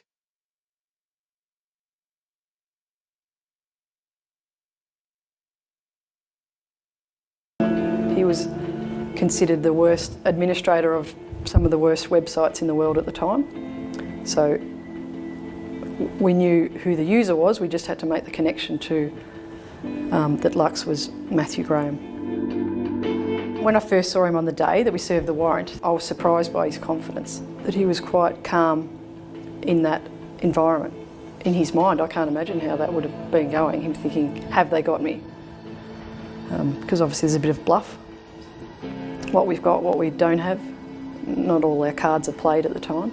The level of and the type of content that he was dealing with was considered the worst in the world by FBI, by Europol. It was hardcore, hurtcore material. So torture and abuse of babies, mainly through to I think about 12. He was surprising. When it got to the interview, how candid and open he was to talk about that level of depravity, that it didn't flinch, it just rolled off his tongue what he was talking about. It was staggering to think that the FBI and Europol are all chasing Lux. Who is he? Where is he? And lo and behold, he's here. And he's a 21-year-old. Lux in some ways stands out and in some ways just like the other darknet pedophiles that I spoke to. A lot of people I know ask, why would someone like this speak to a member of the media? And I think that one of the ways that he's just like the other people in this community is that he needs someone to speak to. He's still a human being, and this is a secret that they keep. And they saw me as someone who they could safely speak to. And so you could get that sense from him the same way you could get that sense from the other pedophiles in the dark net. He was different, I think, in that he was singularly hated by other pedophiles. I hadn't met too many other people who even like entire communities of other pedophiles really, really despised. Lux was hated in the pedophile community because he promoted hurtcore, which is a genre within a genre, right? It's a genre of child pornography in which the idea is that the kid is getting hurt and hit and abused beyond the normal level of abuse of child pornography. Have pedophiles that hate pedophiles. They're both the same thing. And that is something that a not insignificant amount of people enjoy, but that even more other pedophiles hate. It's funny to call them that, but the mainstream pedophiles basically think of this as abhorrent because as part of the justification of their actions, they see themselves as part of child love. They see themselves as doing what's right for the child, what the child wants. And while that is requires its own twisted sense of justification, it's another level of, it's another twist to say that the kid wants to be hit. There is no twist. The people who enjoy hurtcore, for the most part, get off on the fact that the kids are not enjoying it. And that is, to even most pedophiles, really abhorrent. I just thought of something. Do I want to say that A word that, these Hollywood elites drink? If there a way to harness it, that would be one of them. What if?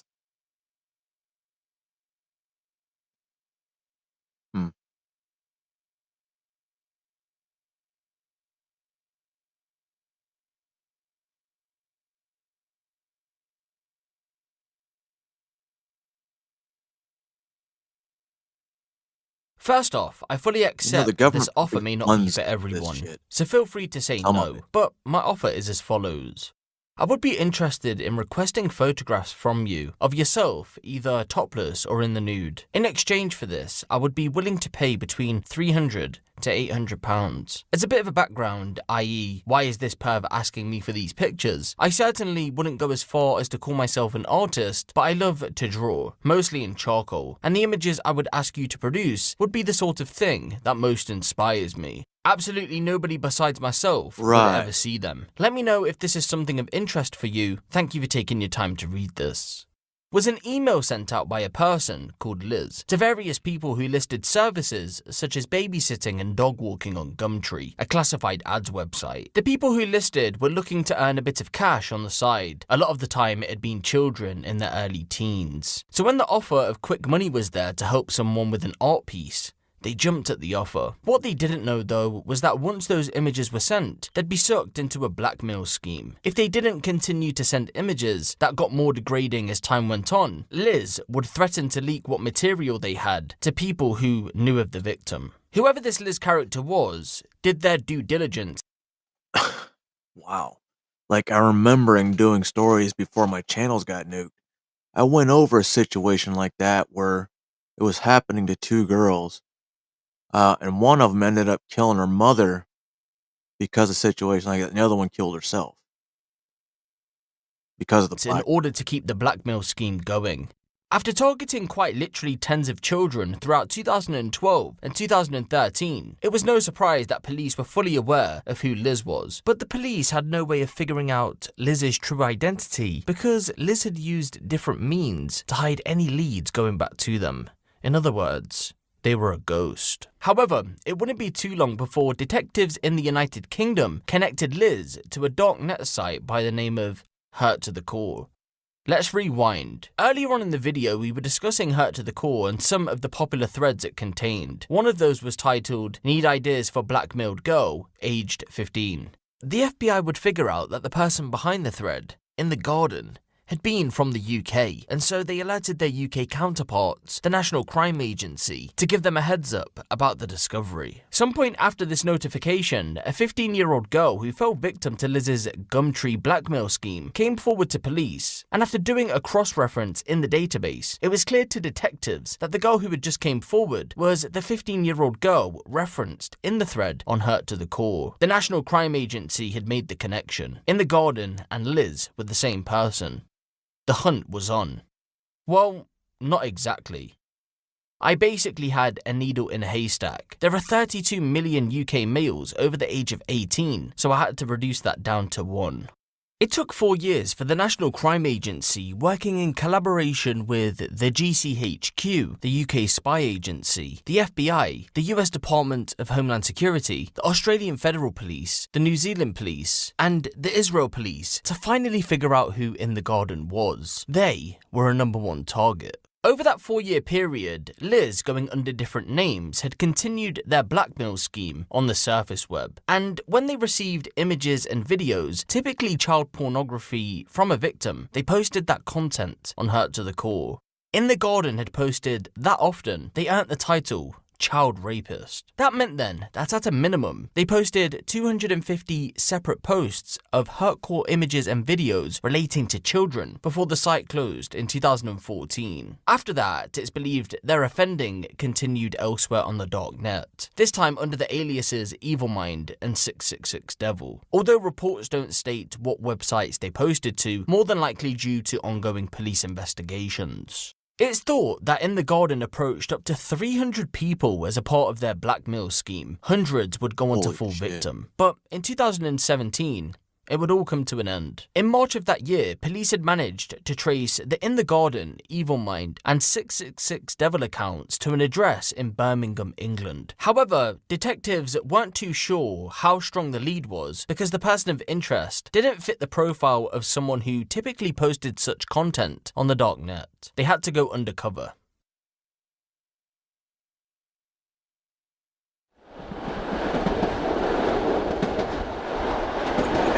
This guy.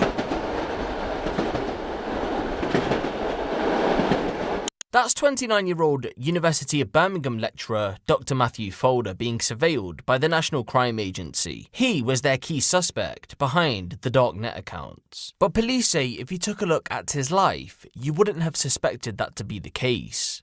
He didn't necessarily fit the profile. Born in Knutsfield, Cheshire, Matthew Folder had grew up in a £700,000 home with a stable family life. There were no reports of any abuse. He attended private school throughout his childhood. His parents rubbed shoulders with the movers and shakers. Without sounding like too much of a cliche, Matthew had the opportunity to do whatever he wanted because the financial freedom was there. He decided to settle for his education and excelled in school. He's featured here in a school letter stating that out of 75,000 students nationwide, he was one of the 4% that, quote, struck gold in a maths competition. As part of beating that challenge, it granted him a place at the Maths Olympic Trials.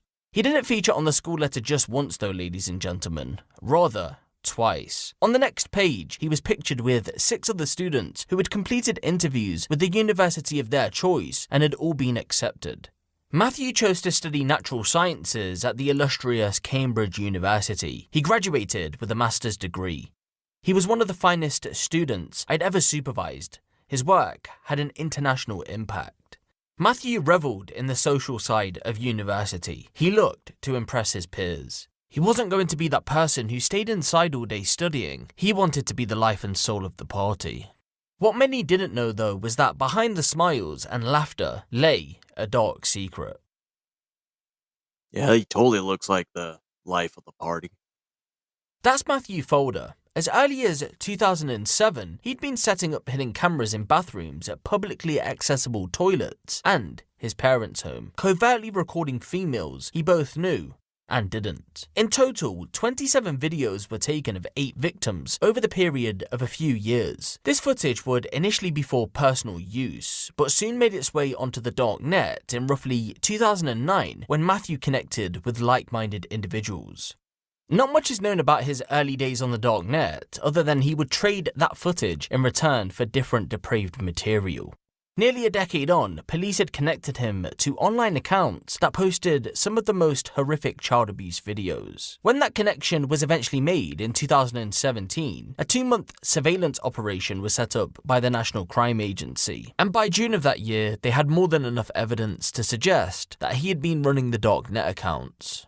What was it I've done? Oh, what was it I'm supposed to have done? So, the offences that I've arrested you on suspicion of being involved in were blackmail, causing or inciting a child to engage in sexual activity, possessing indecent images of children. Sounds like the rap sheet from hell. Distributing indecent images of children, and causing GBH injuries to a person. And it's become apparent that obviously that's an email account that's current and you're using at this moment in time. Is that correct? No comment.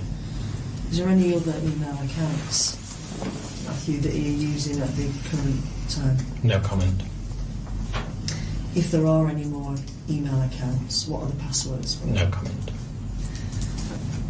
Have you done that? No comment. Have you sent pictures of your blackmail victims to the parents? No comment. Of the victim, the grandparents? No comment. The workplace? No comment. The schools? No comment. The images that he provided to you, have you shared them with anybody else? No comment. Have you distributed those images to any like-minded individuals on the forums we've discussed previously? No comment. Or with any other person? No comment. Did you get any sexual gratification of that? No comment. Or was it a power and control thing, Matthew? No comment. Or was it humiliation? No comment. You go on to say, and so, you know, I know I'm 100% anonymous. How's that, Matthew? No comment.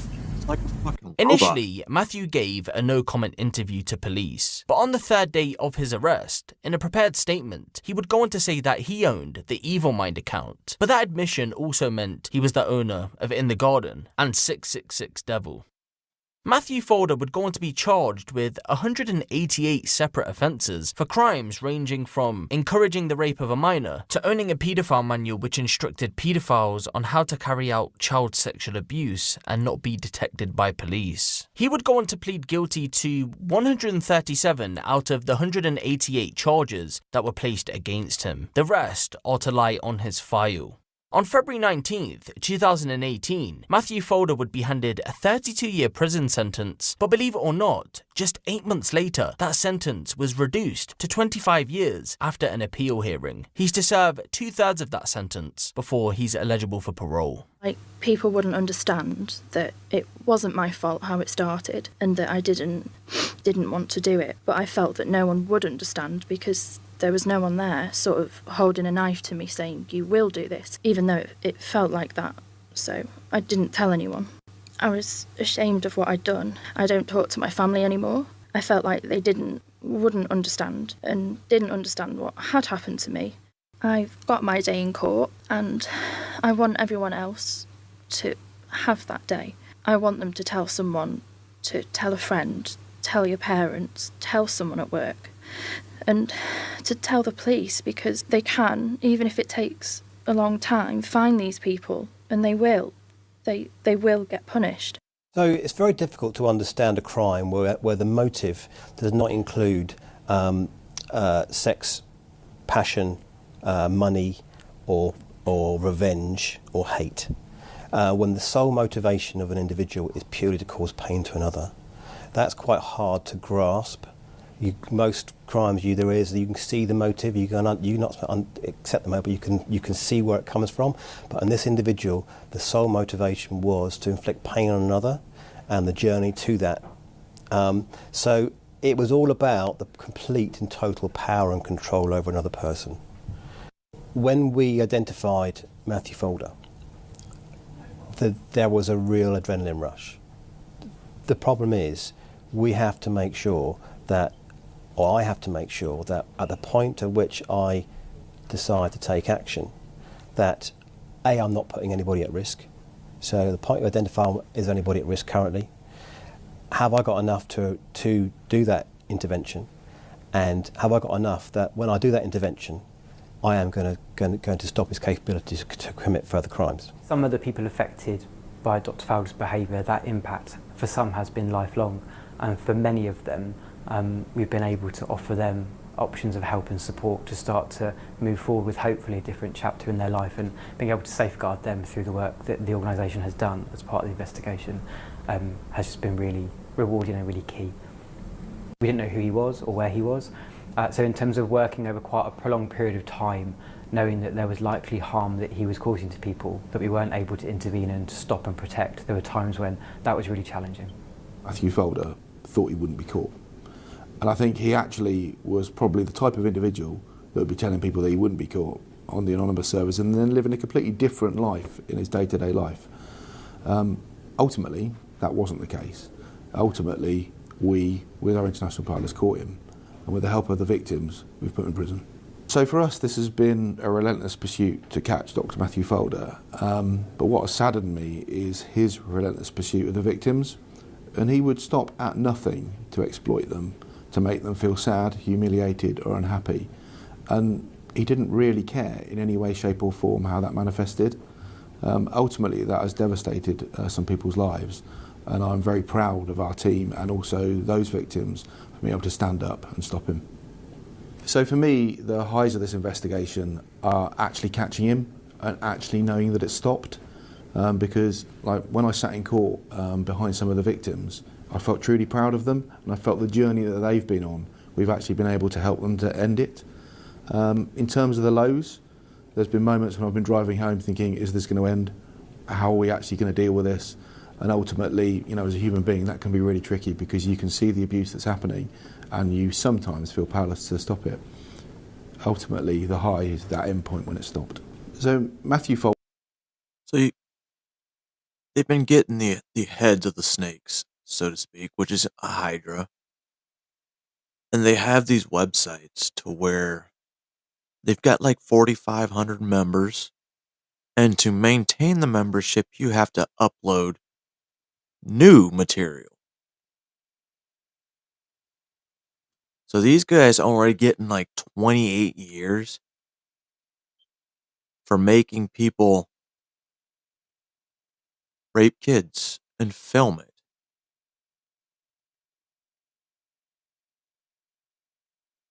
$4,500 members. It's a lot of new material. So they are getting off way too easy. Death penalty all across the board. Folder is not alone in exploiting, grooming and blackmailing people. There's many other people out there who are doing that. However, Matthew Folder is part of a very small group of people that took it to an extreme where it was about absolute exploitation, about absolute pain, and about really the degradation of humans within society. So thankfully he is quite rare, but there are others, and our job as the NCA is to catch them. Anonymous networks, by their very definition in nature, are really, really tricky, because what you've effectively got is a place where people can go, they can hide, and they can't be found. So of course what that means, you've got to be innovative, you've got to use new and different tactics, and ultimately you've got to think around a very difficult problem. I'm really, really proud of the staff, and I think when you sometimes sit back and look at them working those long hours and actually missing those home appointments, and also just sometimes having to deal with really depraved and disgusting material, I just think they're brilliant, and the sacrifices they've made for justice is truly impressive.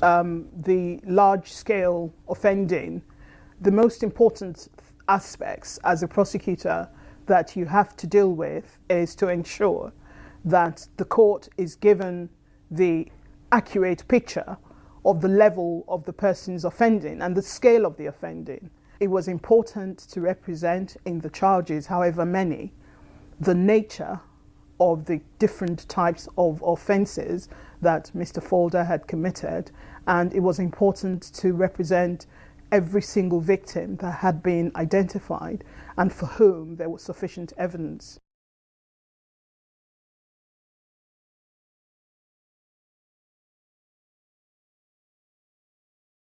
See how nice I am? I muted while I was eating those really loud fucking chips. I think.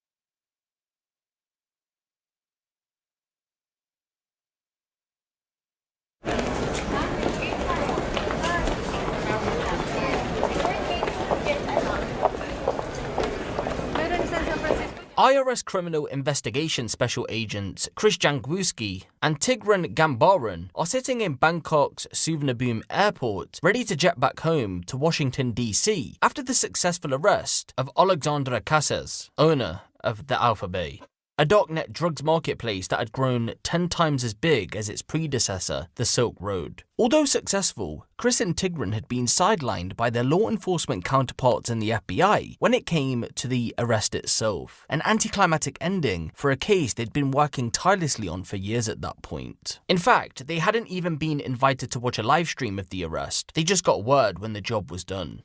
Their flights were delayed on that summer's evening in July of 2017, so to pass time, they sat down together to figure out what their next case should be, with the help of a blockchain tracing software by the name of Chainalysis. The software was responsible for aiding in many darknet-related cases.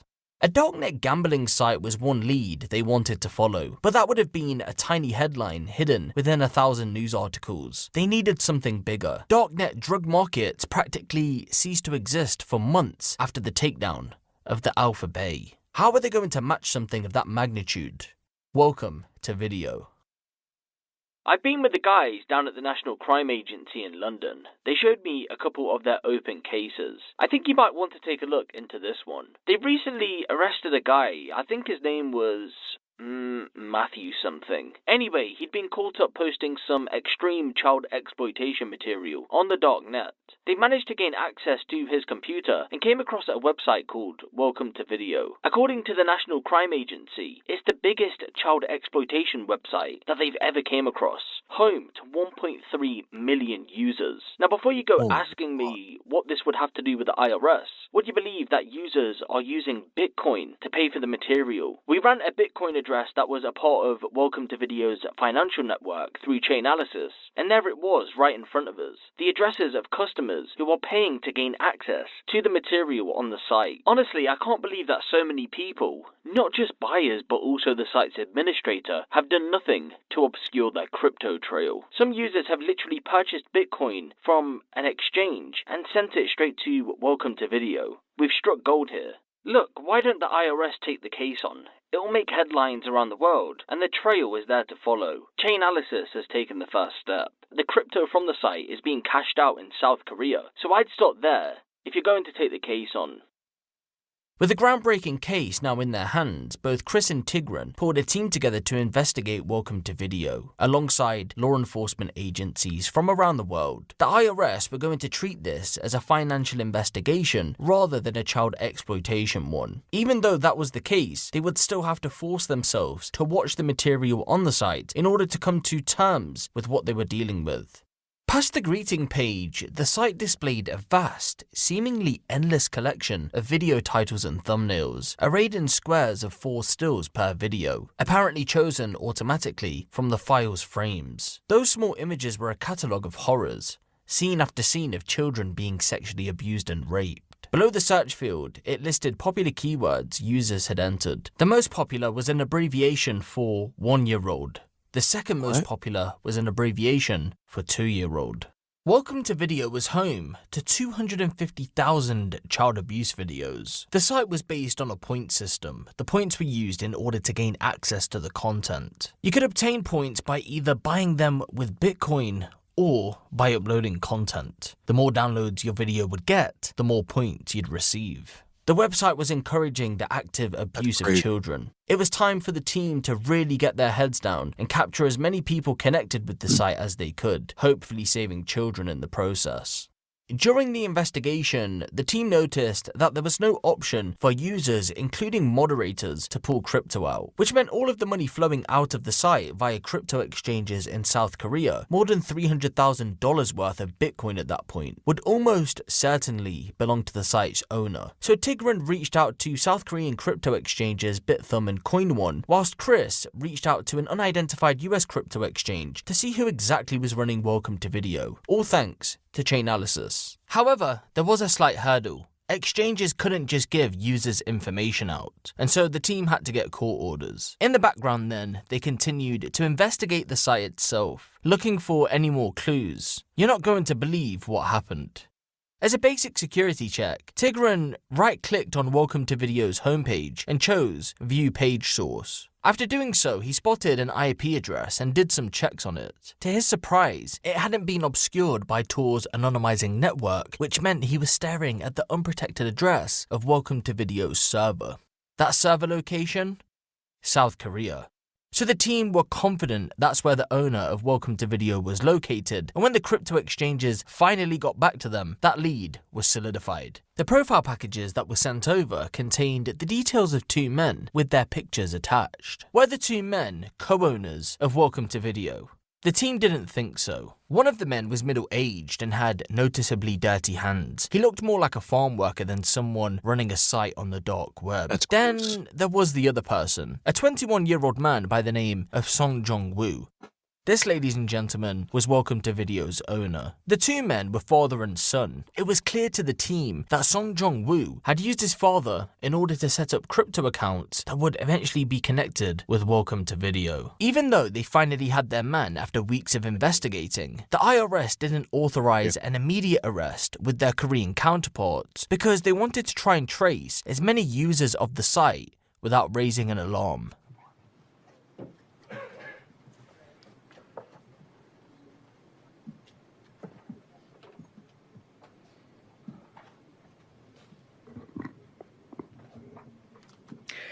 Good morning, everyone. I'm Jessie Liu. I'm the U.S. Attorney for the District of Columbia. Thank you all for being here for this very important announcement of significant actions to protect children from sexual exploitation. I'm joined today by key partners in the federal government's fight against those who exploit the most vulnerable among us. Let me be absolutely clear. What we are here to discuss today, the sexual exploitation of children, is one of the worst forms of evil imaginable. Indeed, these crimes are so heinous they are difficult even to speak about. But our government has no higher priority than the safety of our children. For that reason, I am pleased to announce the takedown of one of the world's largest child sexual exploitation marketplaces on the darknet, Welcome to Video, the seizure of its enormous cache of child pornography, and the unsealing of the U.S. indictment against its administrator, Jong-woo Son. Welcome to Video was a Tor network-based... And finally, this case is really about three things. First, it's about following the money. This has been our mantra for the last 100 years, and whether the funds are fiat or virtual, IRS-CI's expertise is in tracing money all around the world. Second, it's about protecting our children. Child pornographers prey on the youngest and the most vulnerable in our society. Children who are incapable of consenting to these disgusting acts. These are the bottom feeders of the criminal world. There are no lengths to which we will not go to protect our children from these wretched individuals. And finally, this case is about sending a message to criminals around the world. Not a symbolic message, but a real message. You used to hide by laundering your money through shell companies around the country, but we traced you. You took your money offshore and hid around the world, but we found you. You went on the dark web thinking that your actions were anonymous, but they weren't, and we found you again. You now deal in cryptocurrency, again thinking this will make you anonymous. No problem, Veronica. But our Thank agents you. have once again proved that there is nowhere that you can hide. We will not stop in our pursuit. 337 people, the majority Korean, were arrested as the result of a joint operation carried out by the IRS, Homeland Security, the National Crime Agency, the German Federal Police, and the Korean National Police. Well, that explains why it's they have the difficult to find biggest budget in-depth for ammo. reporting about the arrests, other than a handful of cases. One user who had been a top priority for law enforcement was a man who had been posting fresh videos of himself repeatedly raping a female child. And although this user was able to access content on Welcome to Video without buying Bitcoin, as he had been racking up points from downloads, he still went ahead and did so anyway. Those Bitcoin transactions were traced through Chainalysis, and ultimately, he was identified. US Homeland Security Border Patrol agent Paul Casey Whipple. It was one of their own. A deep dive into Paul's social media accounts led law enforcement to a GoFundMe page where he was campaigning to raise money to legally adopt his stepdaughter. The GoFundMe. You mean that they're part of our law enforcement people too? Maybe that's why places don't report it. Right, Butler County Sheriff? Contained an image of Paul's stepdaughter wearing a specific red flannel shirt tied around her waist. With this information now in hand, the team went back to see if Paul's stepdaughter was the girl in the videos on Welcome to Video. And there it was, that same red flannel shirt that was in the image on the GoFundMe. When he was eventually tracked down by detectives, Paul initially denied the allegations, but later confessed to them. Although he confessed, as of 2023, reports state that he's still awaiting trial. It wasn't just one Homeland Security agent who was arrested as a part of this investigation though, rather two. Homeland Security agent Richard Nikolai Gratkowski, who was assigned to a squad within ICE to investigate gangs in San Antonio, was found to be an avid user on Welcome to Video. In-depth details about his involvement with the site are scarce, other than he was thought to have used Bitcoin to obtain an undisclosed amount of material from the site. He was eventually tracked down thanks to Chainalysis and would go on to plead guilty to 1 count of receipt of child pornography and 1 count of access with intent to view child pornography. He was jailed for 5.5 years in May of 2019. All Department of Homeland Security employees are held to the highest standards of behaviour and ethics. While ICE does not comment on personal matters, the agency is fully cooperating with the FBI and the Department of Homeland Security's Office of Inspector General regarding this issue. Over in the United Kingdom, a then 26-year-old man, Kyle Fox, had been arrested by the National Crime Agency after he was identified as a producer on Welcome to Video. When officers arrested him at his home, he was found to be in possession of 13,000 images and videos of young children, including toddlers, being raped and sexually abused. Kyle was one of the NCA's top priorities as he was posting videos of himself actively raping a 5-year-old boy and sexually abusing a 3-year-old girl. The young children appeared to be under the influence of drugs in the videos. When officers entered Kyle's home to apprehend him, the 5-year-old boy who was being abused in the videos was found naked in his bed. It isn't clear what relationship Kyle had with the children, but what is known is that the children weren't related to each other. Kyle Fox was handed a 22-year prison sentence as the result of the Welcome to Video investigation. He's to spend a further 2 years on license when he's released. You sexually abused 2 very young and vulnerable children. Your offences were detected when a video of the abuse was uploaded to a file-sharing website. It came to the attention of officers who were able to trace you from the data. These are extremely serious and depraved offences. No right-minded person could be other than horrified by this appalling series of offences. In March of 2018, Son Jong-woo would finally be apprehended by South Korean police for owning the largest child pornography site on the darknet. For the allegations, he faced a 10-year prison sentence, but the judge would go on to sentence him to just 2 years in prison with 3 years probation. However, that prison sentence was suspended, meaning he'd spend no time in jail. The harm to society is great, but the accused is young and has no criminal history. He repents. In September of 2018, Son was released after receiving that suspended sentence, but the legal battle wasn't over. You see, an appeal was lodged by the prosecution due to the lenient sentence handed down. They felt it was a smack in the face to all of the victims. Considering the things I knew well, I thought the sentence of the first trial was too light and unfair. The second judge handed him an 18-month prison sentence. Son walked free from jail in July of 2020. 맞아? 보여요, 근데? 나이가 좀 있어 보이는데?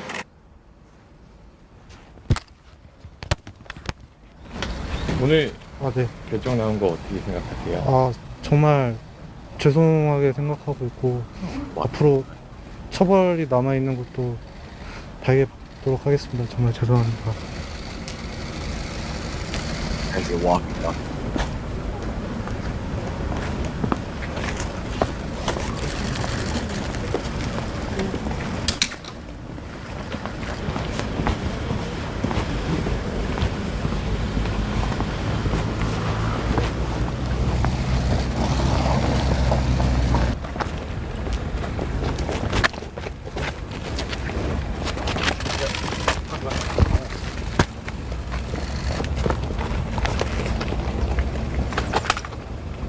Fuck are they following like he's important? In October of 2019, it was announced that Son was indicted by a United States federal grand jury in the District of Columbia for the operation of Welcome to Video. He was looking at decades in jail if extradited and found guilty. However, after a lengthy court battle, the Seoul High Court announced it rejected the extradition request on the grounds that having Son in Korea would be more helpful for the country's fight against child pornography. The decision to reject the extradition request was met with backlash. Many members of the public protested outside of the court. Ultimately, though, Son would walk away a free man.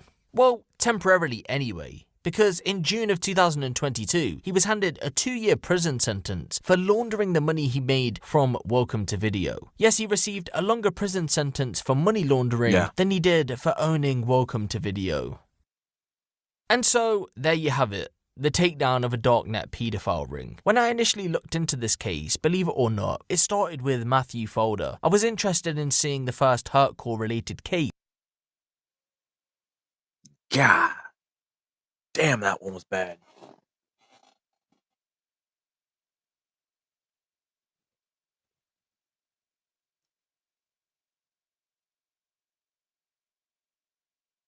Really makes me believe that there are a lot more people out there producing. Now knowing that those websites required new, fresh content. Those websites are shut down. What about new ones? One guy had 3 websites.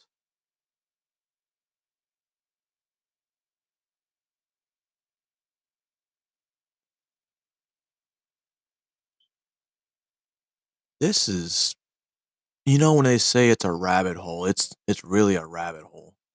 And I think last time I was doing this stuff, I was going deeper and deeper, and then started watching like Mama Max and all that stuff, to where it's fucking disgusting. I think that's how I found out about that Daisy's Revenge originally.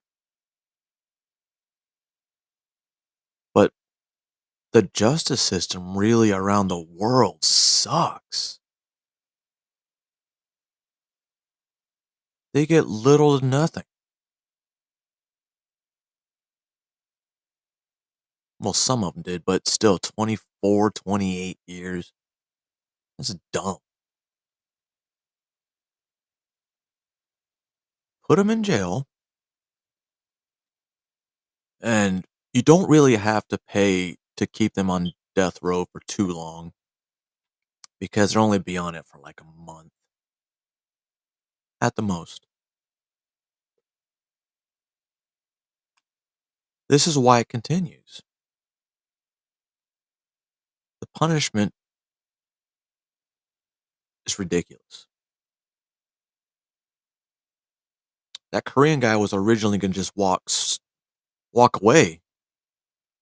But it's weird they have an appeals court that can go against the judge's ruling. It's kind of cool. For punishment-wise. That's cool. But they don't care. Like, there's no punishment. And there's a market, a massive market. And it just makes you wonder as a parent. Not so much to be paranoid, but what do we really know about daycares, photographers, administrators, police officers, federal agents with money, fear? Hell, they even caused the death of a few of them. With an 18-month-old that survived and will be forever scarred because of the injuries she received. Completely innocent. Probably still in diapers.